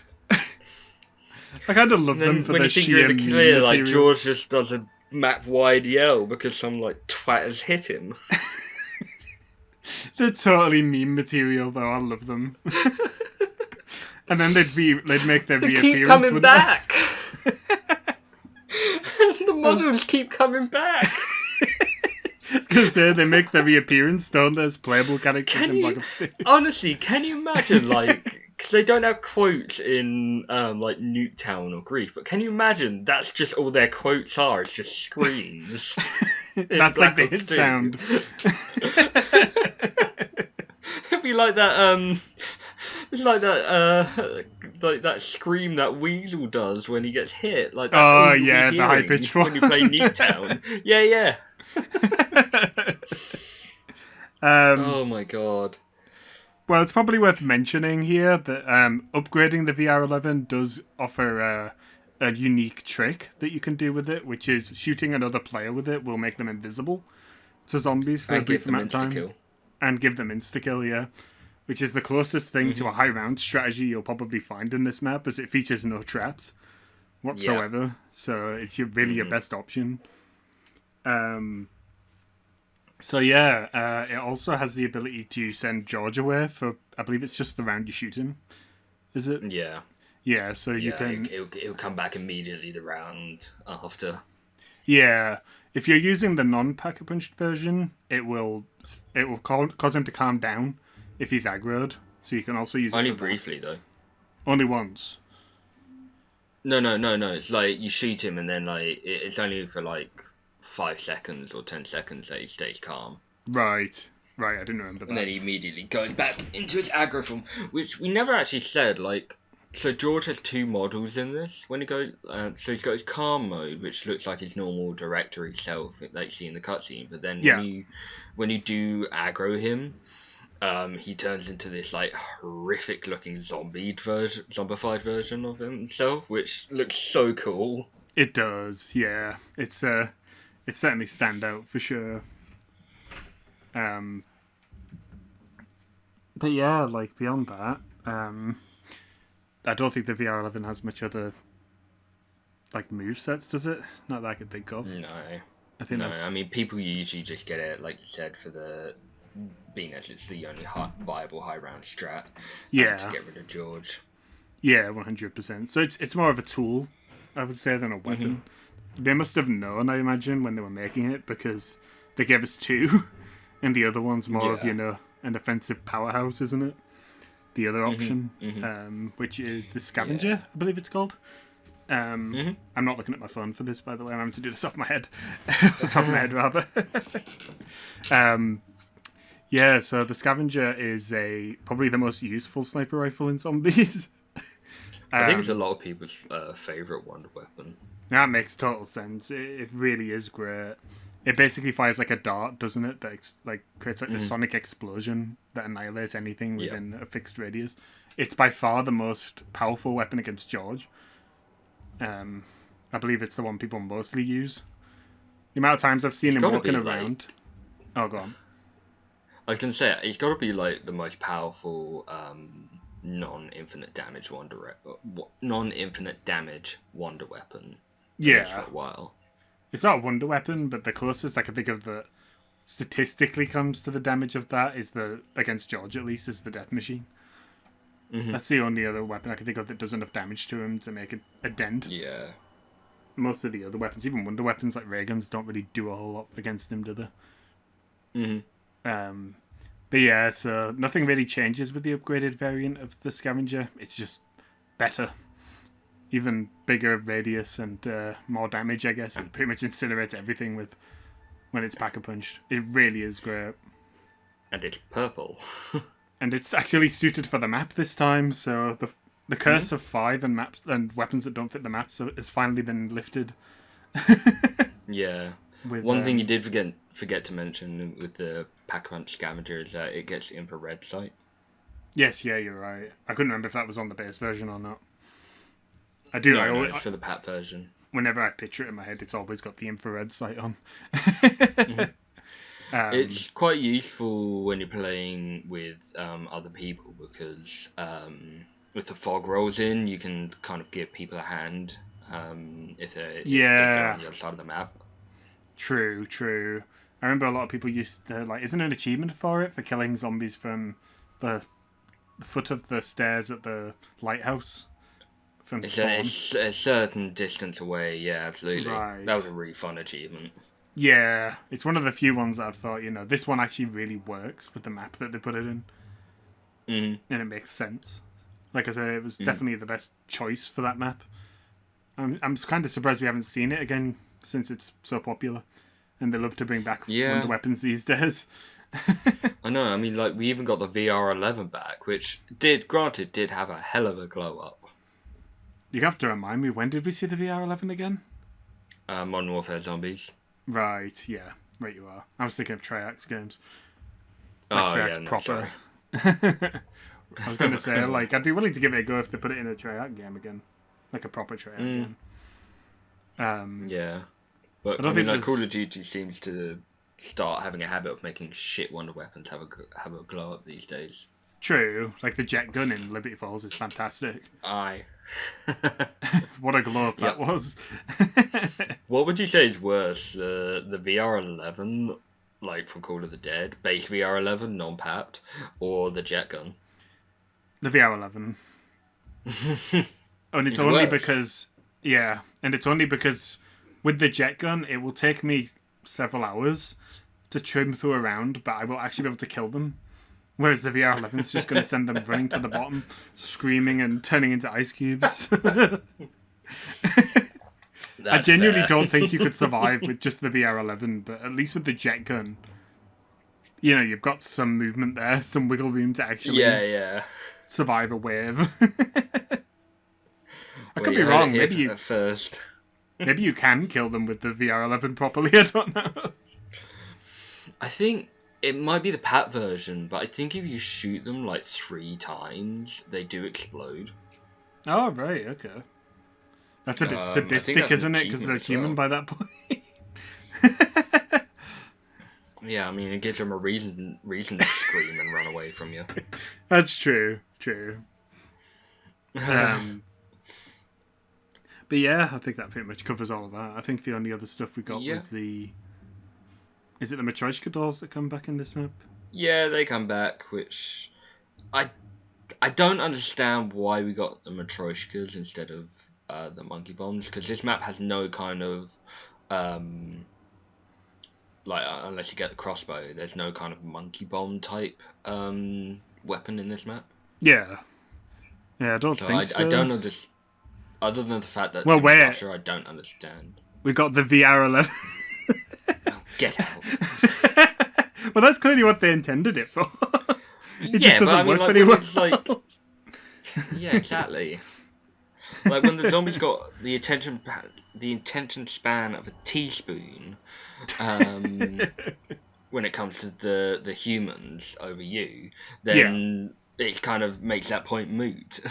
Yeah, 100%. I don't understand why other than the fact that, as I said, it's in Russia. I don't understand why the Matryoshka dolls are here instead of the monkey. The only thing I can think of is maybe because of George, but maybe. I don't know. All right. Yeah. So, do you want to move on to the next bit then? Sure. Yeah. This is the first map to feature roaming Pack-a-Punch. Yeah. Yay. Not a very well appreciated feature these days. To be honest, I hate it in Call of the Dead anyway.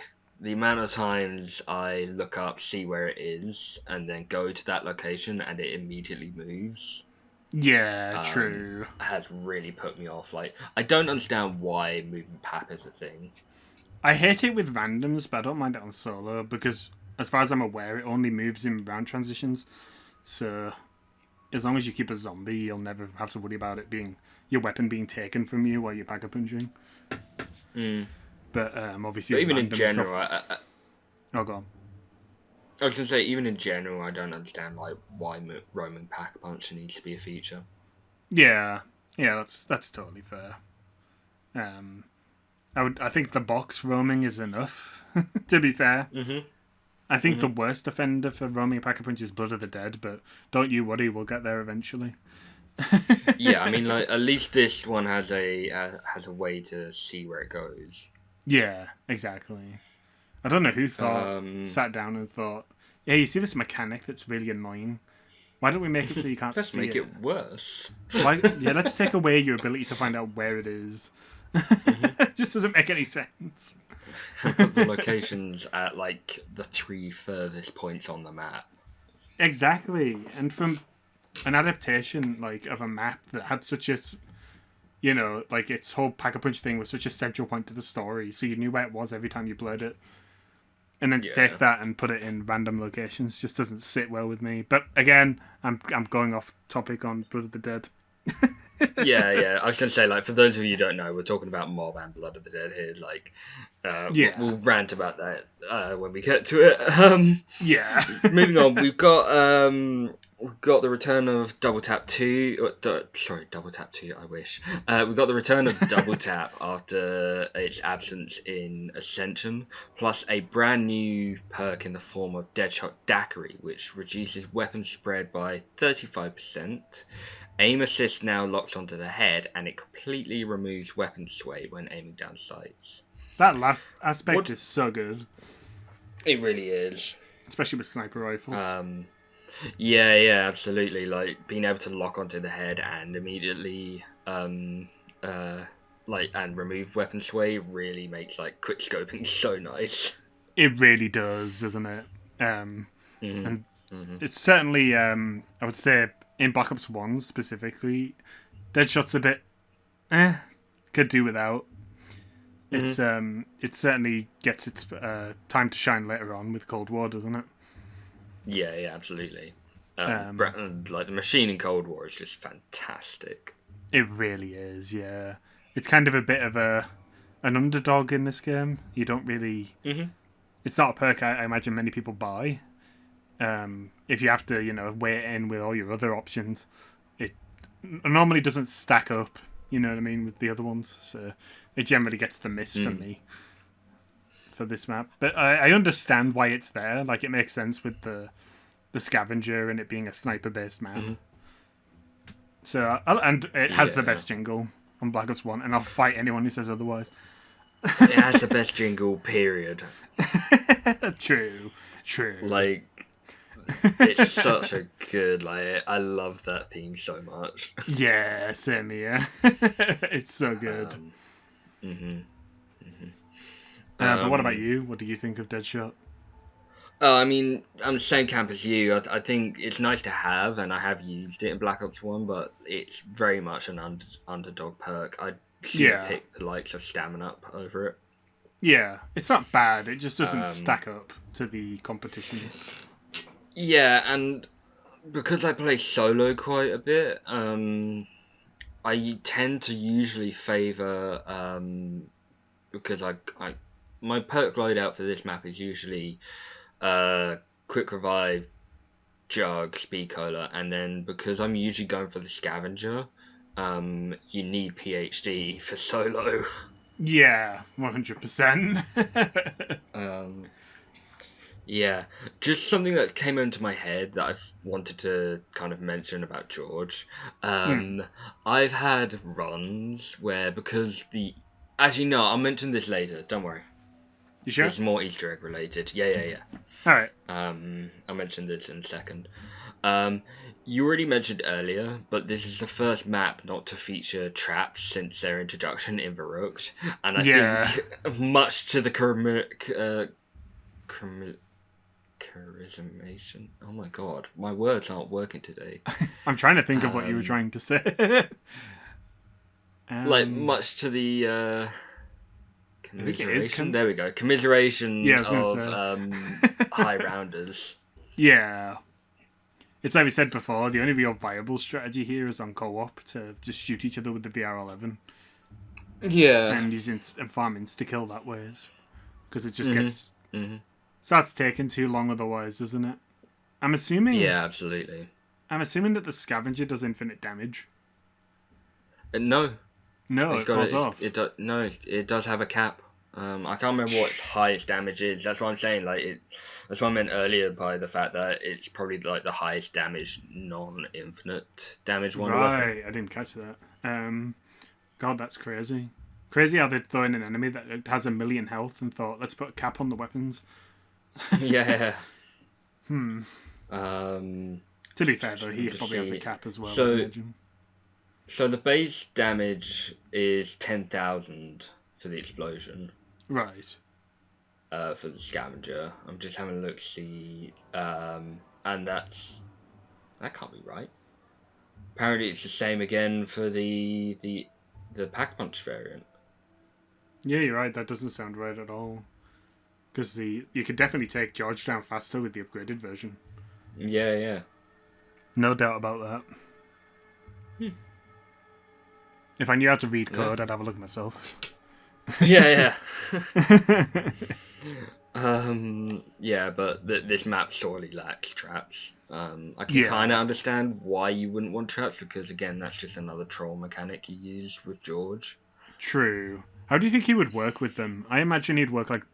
Again, Mob of the Dead keeps coming up today, but I imagine he'd work like Brutus, where he'd knock them off. Maybe. But I suppose that's kind of like...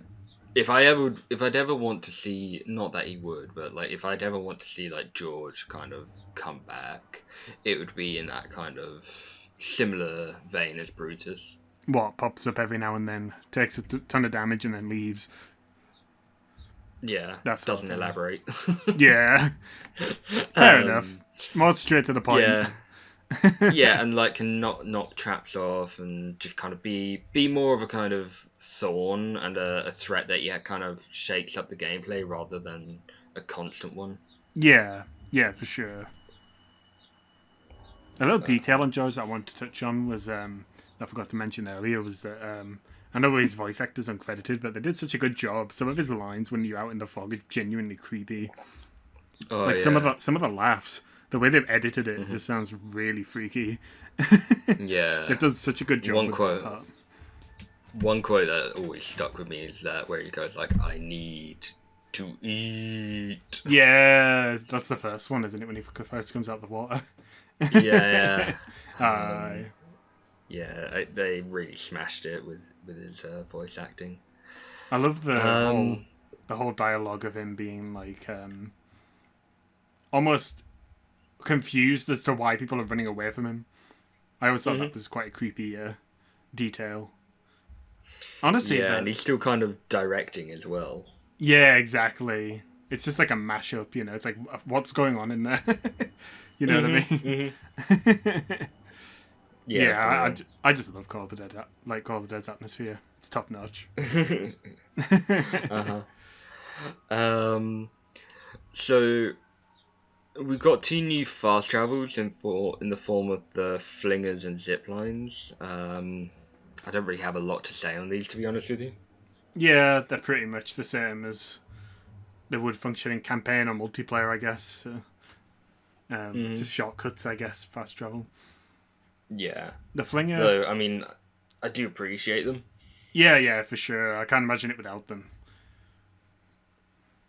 It would certainly be a lot more tedious without them. That's for sure. What were you saying about the flinger?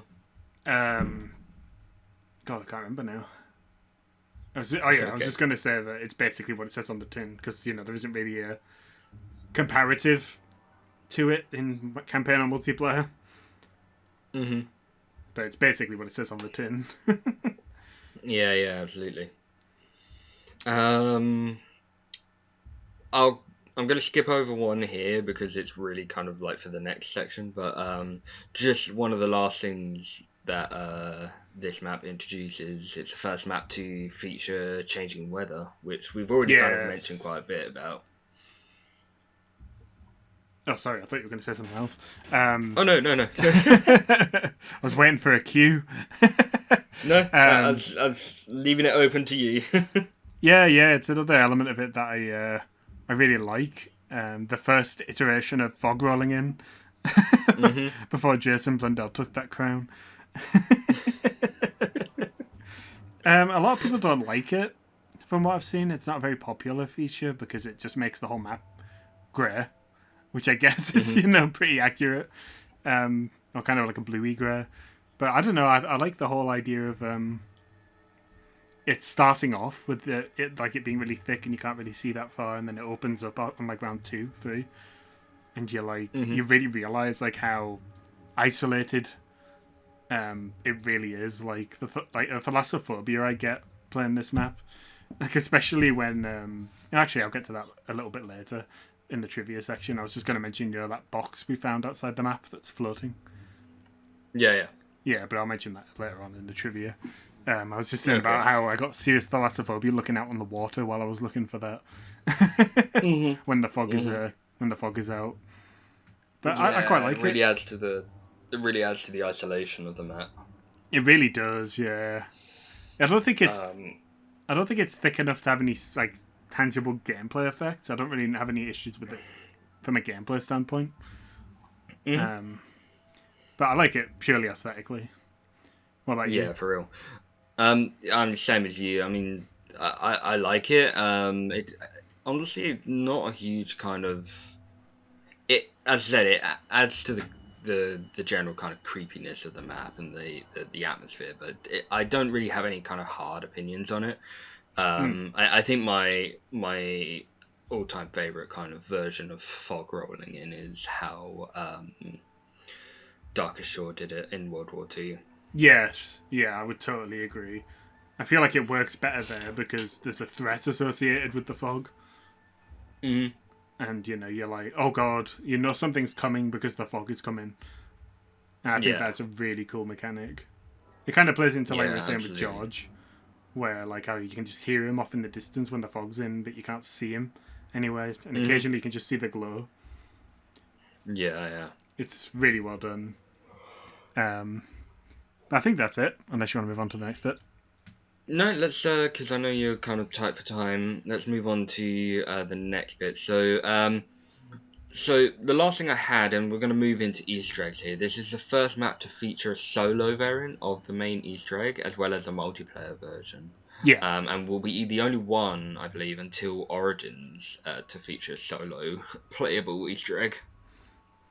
Yeah, I think you're right, actually. I'm trying to rack my I'm brain. I'm talking about mainline Easter egg, not the kind of side Easter egg stuff. Yeah, for sure. So I wonder why they had a kind of solo variant.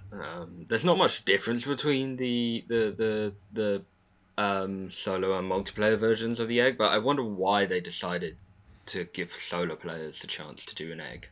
Yeah, it's basically just a trimmed down version of the 4-player one, isn't it? It's just lacking a few extra steps. It's pretty much easy mode for it, but then again, Call of the Dead's a pretty tough map if you ask me. So, I would say it's fair for what it is. But as for why, You see. Oh, go on. No. I was just going to say, as for why they had the solo one this time, I'm going to assume that they wanted to. Maybe they got feedback from Ascension that wasn't too keen on it. So they thought, right, we'll make a solo one. But then, as you know, I suppose we're going to mention it in Shangri-La, but I think we mentioned it in the previous episode as well. There's a bit of trivia that the map wasn't made by the regular team. Yeah. So they probably thought by then, we don't have time. Clearly somebody else had to come in and take Shangri-La off the ground, so they thought, alright, we don't have time to make a solo version of it. So I'm assuming that's maybe why it's in Call of the Dead and not Shangri-La. Because it feels like if you were playing solo on Moon and you had the golden rod, you'd be able to do the Easter egg. No bother on solo. The only problem is it's all tied to the 4-player version of the Call of the Dead Easter egg and not the single-player one.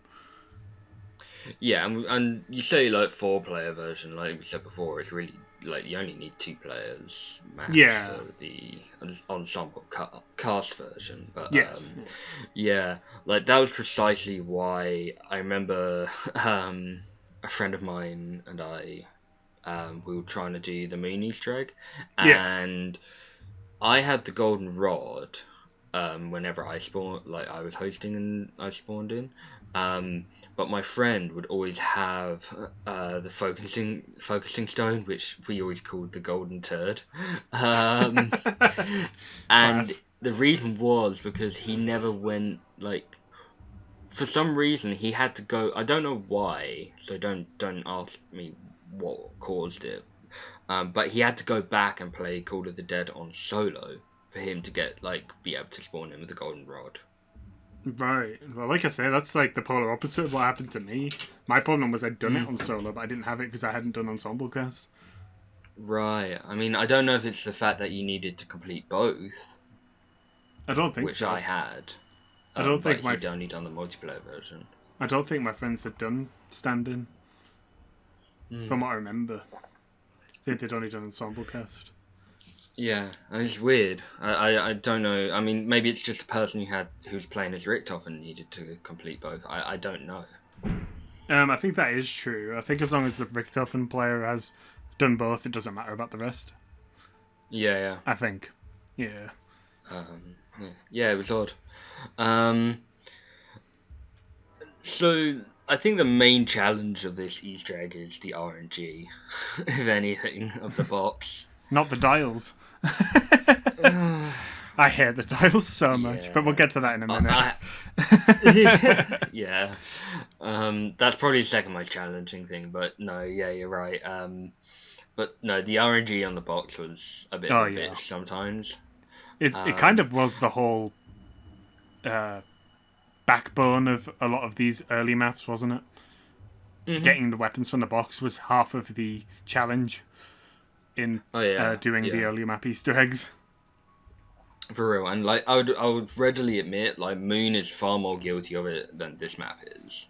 Yes, yeah, for sure. Especially on Black Ops 3's version, if you're playing it on solo, because you have to alternate between the QEDs and the Gersh device twice in order to beat it. So it's like, ugh. Yeah, but again, we'll get to Chronicles eventually. Yeah, I mean, at least in this one, you only need the VR11. But like, I've had maps or games where I've just not seen sight nor hair of it in like the whole game. Oh no, I've had plenty of runs of Call of the Dead where it's just ended because it just doesn't show up. No, I swear the VR11 is the rarest gun in zombies. I've never seen anything like it. No, the EMPs on transit. Oh shit! Yeah, they're extremely close. Yeah, I mean, to be fair though, that's probably for a very good fucking reason. True. Ugh, it just doesn't help if you're just playing for the... Well, actually, we're going to have to do those soon, aren't we? Oh, God. Oh, shit, yeah. Oh, no! I forgot about that. Luckily, I think we only need them for one side, don't we? So, at least there's that. Yeah. I just don't like the idea that we're going to have to play through both sides. I know, yeah. I'm right there with you. But once it's done, it's done. Like I say, I'm locking this footage away, so it's never going to be deleted. Just going back to... So, what are the kind of highlights and lowlights of the Call of the Dead Easter egg? Stepwise, at least. Because I know the highlights are the character quotes. Yeah, 100%. The lowlights for me are probably the dials. As I've already kind of alluded to. It feels like no matter what guide you follow on those, it's always wrong. Every single time we've tried this and recorded footage for it, it's been an absolute hassle to try and get this to work. I had a foolproof like cheat sheet back in the day that I lost. Ah, damn. Like finding got it right treasure. Every single time. Yeah. Got it right every single time, and it just it kind of. I'm gutted that I lost it. Yeah, every single guide I was using at least. Oh, pardon me. Every single guide I was using at least was totally off the cuff and just was constantly getting it wrong. So I was just like, oh, sod this. But yeah, if there's a step that I enjoyed, it's probably, to be honest, a lot of them are kind of samey. It's normally like press X item in X order, like the foghorns or the radios. I like the whole setting up the boat. Like we have to set the controls for the boat. I thought that one was pretty fun. Yeah. No, what about you? Low light, definitely the same as you. The dials, even with the cheat sheet. Highlight for me is collecting the vodka bottle. Oh yeah. It's so easy to screw up. So you get like half a second to register your input. I know, but we never kind of like experienced a step like that, and it's kind of like the only one other than the final step where you shoot the zombie for it to go and like kill it before it reaches the top of the lighthouse. Yeah, it's the only step that like doesn't require pressing X on something. True. I mean, they did recycle it in Shangri-La when we get there. Yeah, I know. With the dynamite. I know. Yeah, that's true. I forgot to mention. I'll say it here now. Like, I remember in regards to the box RNG, my friend and I, we would basically farm 10 points off of George just to get enough for a box spin. Yes, I do remember this strategy. Yeah, we used to do that as well. I mean, like, it was, if you thought like classifieds round 150 was a grind, trying to get like 10 up to 950 points from like nothing. It was an absolute chore. Just trying to grind the VR11 just because you didn't want to spin the round. It really was. It just always sucked because it was like, oh, I almost want to put the last step as my low light now, just because of the sheer fact of trying to get the VR11. Oh, it's definitely one of the lowest moments for me. Yeah. It's just like, because sometimes that would be it. That'd be your whole run ruined because you didn't get the VR11. That's it. Kaput. It sucked. Absolutely. Absolutely. Let's crack on because time is ticking by for you. Aye. Did you have anything you want to kind of mention about the actual Easter egg steps itself, or like? I mean, for me, it's a middle of the road kind of Easter egg. Yeah, for sure. I think it was a good follow up to Ascension. I think it kind of fleshes out a lot more of the, kind of things we expect from Easter eggs nowadays. A lot of the fundamentals are still there. I think it carries over a lot of what made the Ascension one good. But I don't like it as much as Ascension, I don't think. But I still think it's pretty solid. I love the whole solo inclusion. I like that that's an option we have here. I wish it was an option in future ones, but hey ho, what can you do? Yeah. No, I think it's a pretty fun Easter egg. I like the story connotations as well. So it's always pretty fun. And the reward is certainly more enjoyable than death machines. But I'm sure we'll get now to that you mentioned it, let's mention it here. Now that you've mentioned it. Aye, so if you haven't done it before, completing the Easter egg will reward you with the Wonder Waff in the form of like a death machine powered up. So once you have it equipped, you can't unequip it or you'll lose it. Or in fact, I don't think you can unequip it at all because it's Black Ops 1. I think you can only die with it, can't you? To get rid of it. Yeah, so you basically get it lasts as long as you got ammo, really. Which one of the really cool things about it is that max ammos do restore it. Yeah, true. And it does have the full burst of ammo that you would normally get with the Wonder Waff as well, so it's not like it's some diminished version of it. The only downside is I don't think it's the Pack-a-Punch variant, is it? It's just the regular one? No, it's just a box standard. But I mean, like, it's the first time we've seen the Wonder Waff since Deriz, which is really cool. Yeah, it's pretty neat. It's just as good as it was in the old maps as well, so certainly one worth picking up. And as you said, once you completed the Easter egg, every successive kill that you get with George will reward you with the Wonder Waff now in every game afterwards, instead of the Death Machine. So it's definitely worth doing as an Easter egg, and I think that's true for stand-in as well, is it? Either version rewards you with that. Yeah. All right. So even if you don't do it to get the other Easter eggs after this map, you can also just have it just to get the Wonder Waff for beating George, which is a lot of fun. I think it fits the map quite well. Yeah.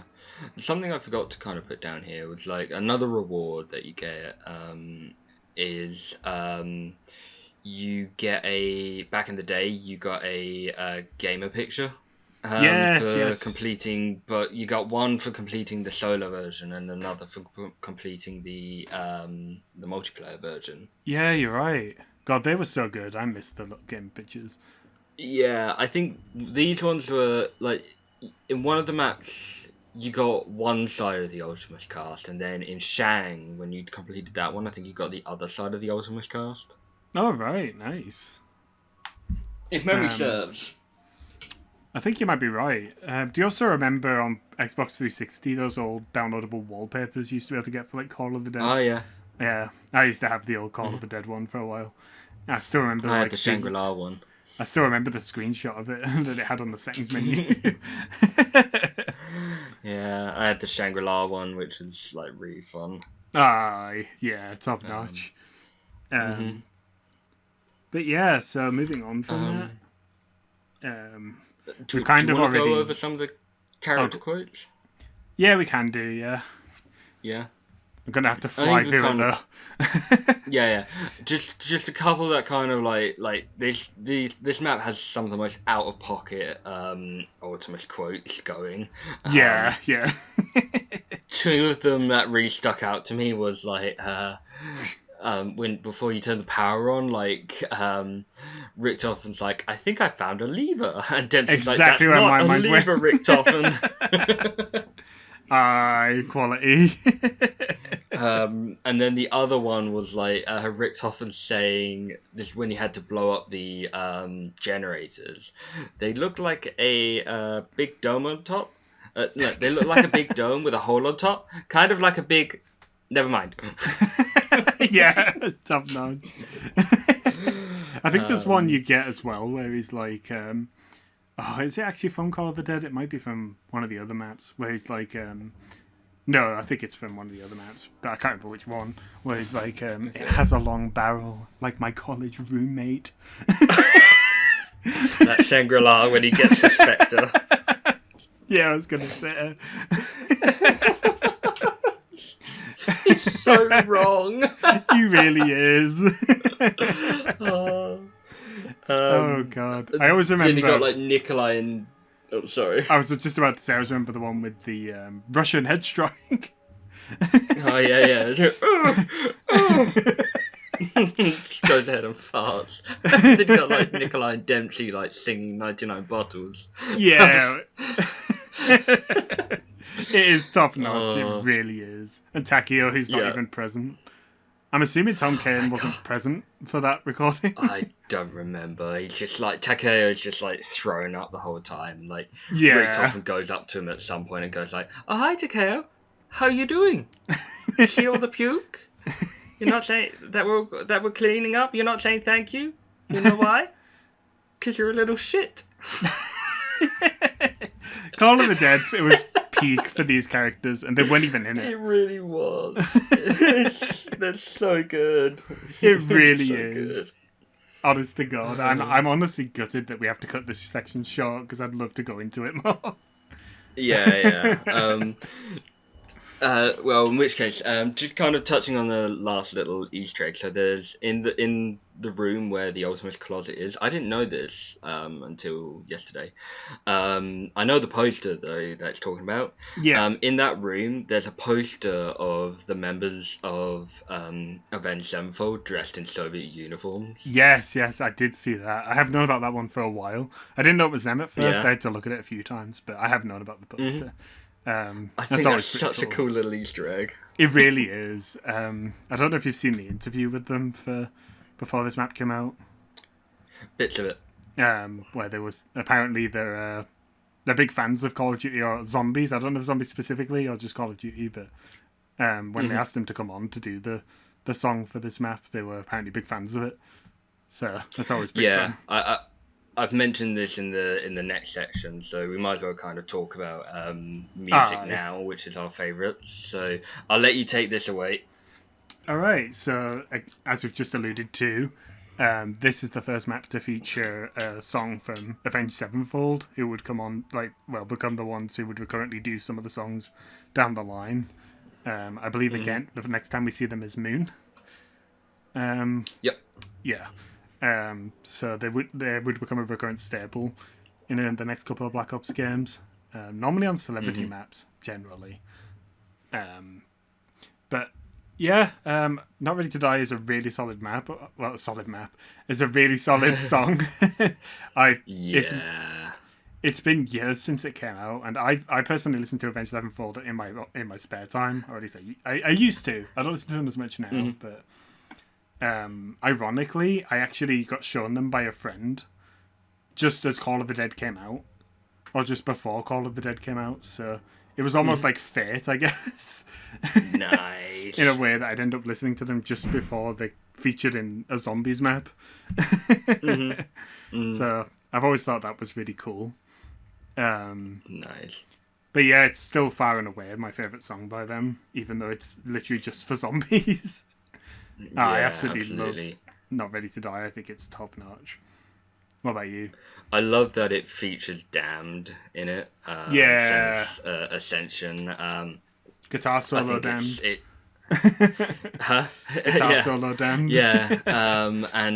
But even just like the piano version of Damned as well. Like you got the two versions of Damned that they put in, and the song is just absolutely fantastic. You got the organ bit at the very beginning, which kind of goes into the like guitar riffs, and then just the lyrics, which I've written here. Like this song was written specifically for Call of the Dead, and the lead singer was basically asked to be given as much of the lore as possible to kind of give inspiration for the song, and that's why you got like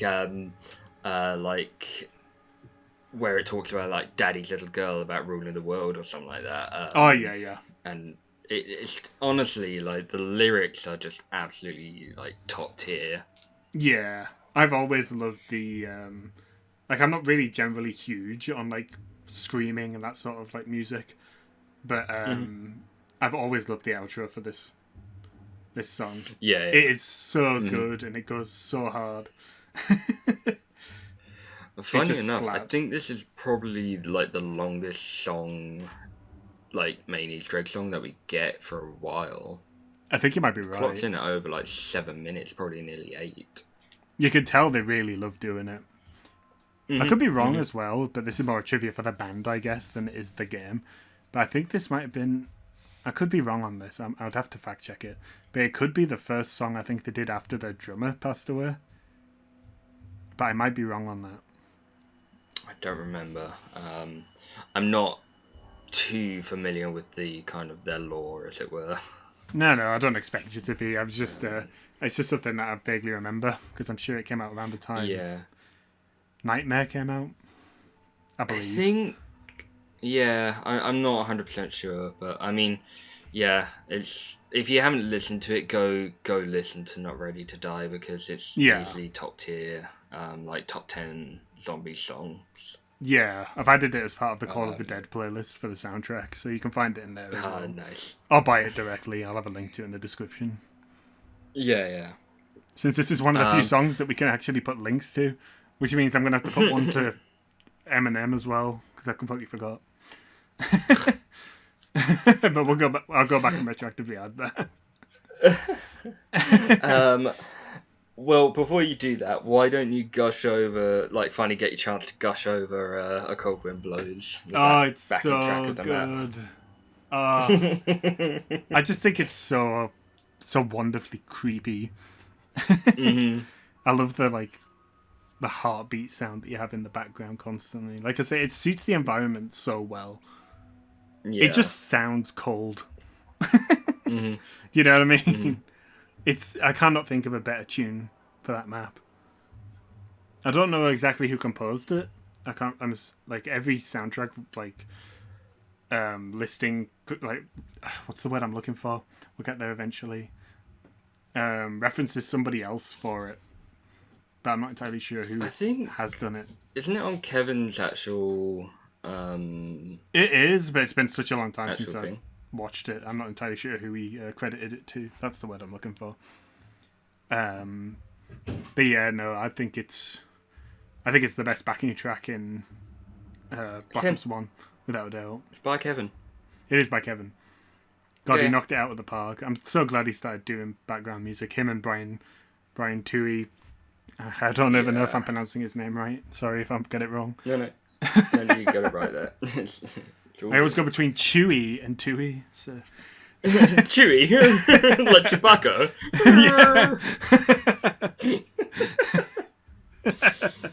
And James McCauley, of course. There's another one that did a lot of the old songs. James McCauley. I'm saying he's another one that did a lot of the old songs, like Dead Ops, that sort of thing. Oh, yeah. And some of the other ones for the main maps, I believe. But yeah, no, I think I'm all done gushing about that, or at least as much as I can under the limitations. What about you? I don't have anything. I honestly don't have anything to add on to what you said. It is honestly really such a good track. I love the kind of like, I know you kind of mentioned the heartbeat, but I also really like the just the kind of like it's not like just little like piano chords in it. Yeah, I think I know which bit you're talking about. Yeah. It kind of almost gives me like World War II vibes. Yeah. Like the main theme from that, almost. Yeah, for sure. I find that happens quite a lot with some of the creepier backing tracks, is that they sound a lot creepier than the maps they're in. Temple of Death is another one for that. Or Welcome to Shangri-La, I believe they called it on that soundtrack compilation that they made recently. Mm-hmm. I'm not entirely sure if that one's considered accurate or not, though. Who knows? The names change every year. Who knows? I think Cold Wind Blows. I was going to say, I think Cold Wind Blows is the most consistent song name that isn't a primary song. Lullaby's another one. Oh, that one keeps like Samantha's changing. Lullaby. No, Lullaby of a Dead Man. They keep changing the name of that one. And I'm not entirely sure what the difference is. But I think that's about that. If you're ready to move on. Yeah, absolutely. Just kind of wrapping it up here. So we got just some bits that we didn't really need to, or we didn't know where to fit them in. So a couple of things. The trailer for the map. I love how like it feels like a proper movie trailer. Aye, yeah, it really does. Is that the like you got you? Is that the one? It's the one that kind of. You? Sorry. Is this the one that sent you the loading screen thing? Or do you mean the pop-up poster? No. I'm talking about the actual the trailer for the map. Oh, the trailer. Sorry, I'm too busy clock watching. It's like no, it's the one that kind of like has the cheesy kind of like trailer voice on it, and oh yeah. I haven't seen it in a long time, but I do remember which one you're talking about. Yeah, it's such a good as I said, I love how it's in that kind of classic movie trailer style. Yeah. The poster for the map, I know it's got two posters, so you got your loading screen, and then you've got the actual kind of movie poster. Looking kind of one, which I like that one because it's got like George's like zombified version. Yeah, is this the proper poster, like the? Yeah. Right. Yeah, no, I do remember really liking that one. Just kind of like speeding through these, I guess. I wanted to mention about Michael Rooker just in the intro cutscene, firing an obscene amount of shots without reloading his double barrel shotgun. Yeah, the sword off. Like 6 shots or something. Yeah. It is a bit egregious. So funny. It just doesn't reload once. Like, it's honestly hilarious. One last thing I wanted to talk about was, I guess it's my Mandela effect of, like, I always I was wondering when I you were couldn't going to remember switch if on it's this. in the mobile. Couldn't remember if it was in the mobile version or not. But I always thought that in some version of Call of the Dead, there was you could see a monkey bomb frozen underneath the lighthouse, like on the floor of the bottom of the lighthouse. Yeah. But you've gone into the mobile version and confirmed it, didn't you? I believe so. Yeah, I did have a look on it. Yeah. I couldn't find it. And I couldn't find anything about this, so I don't know where I kind of got it in my head that there's a monkey bomb frozen under Call of the Dead. My only assumption is that it could be like from an old kind of Jimbathy video, maybe. Aye, maybe. I mean, I could be. I'd have to have another look at it. Maybe I just wasn't looking properly. I wouldn't trust my word on it. There's a chance I missed it. Well, I mean, if I was going to say, like, if anyone can confirm or deny that I'm going mad, then that'd be great. It's just funny because you're not the only one. I can picture it in my head as well. That's why it's throwing me as well, because I'm like, it sounds right. But like you say, it could just be the Mandela effect. Who knows? Yeah, exactly. Right. Do you have any kind of closing, or do you want to go over some closing thoughts on the map?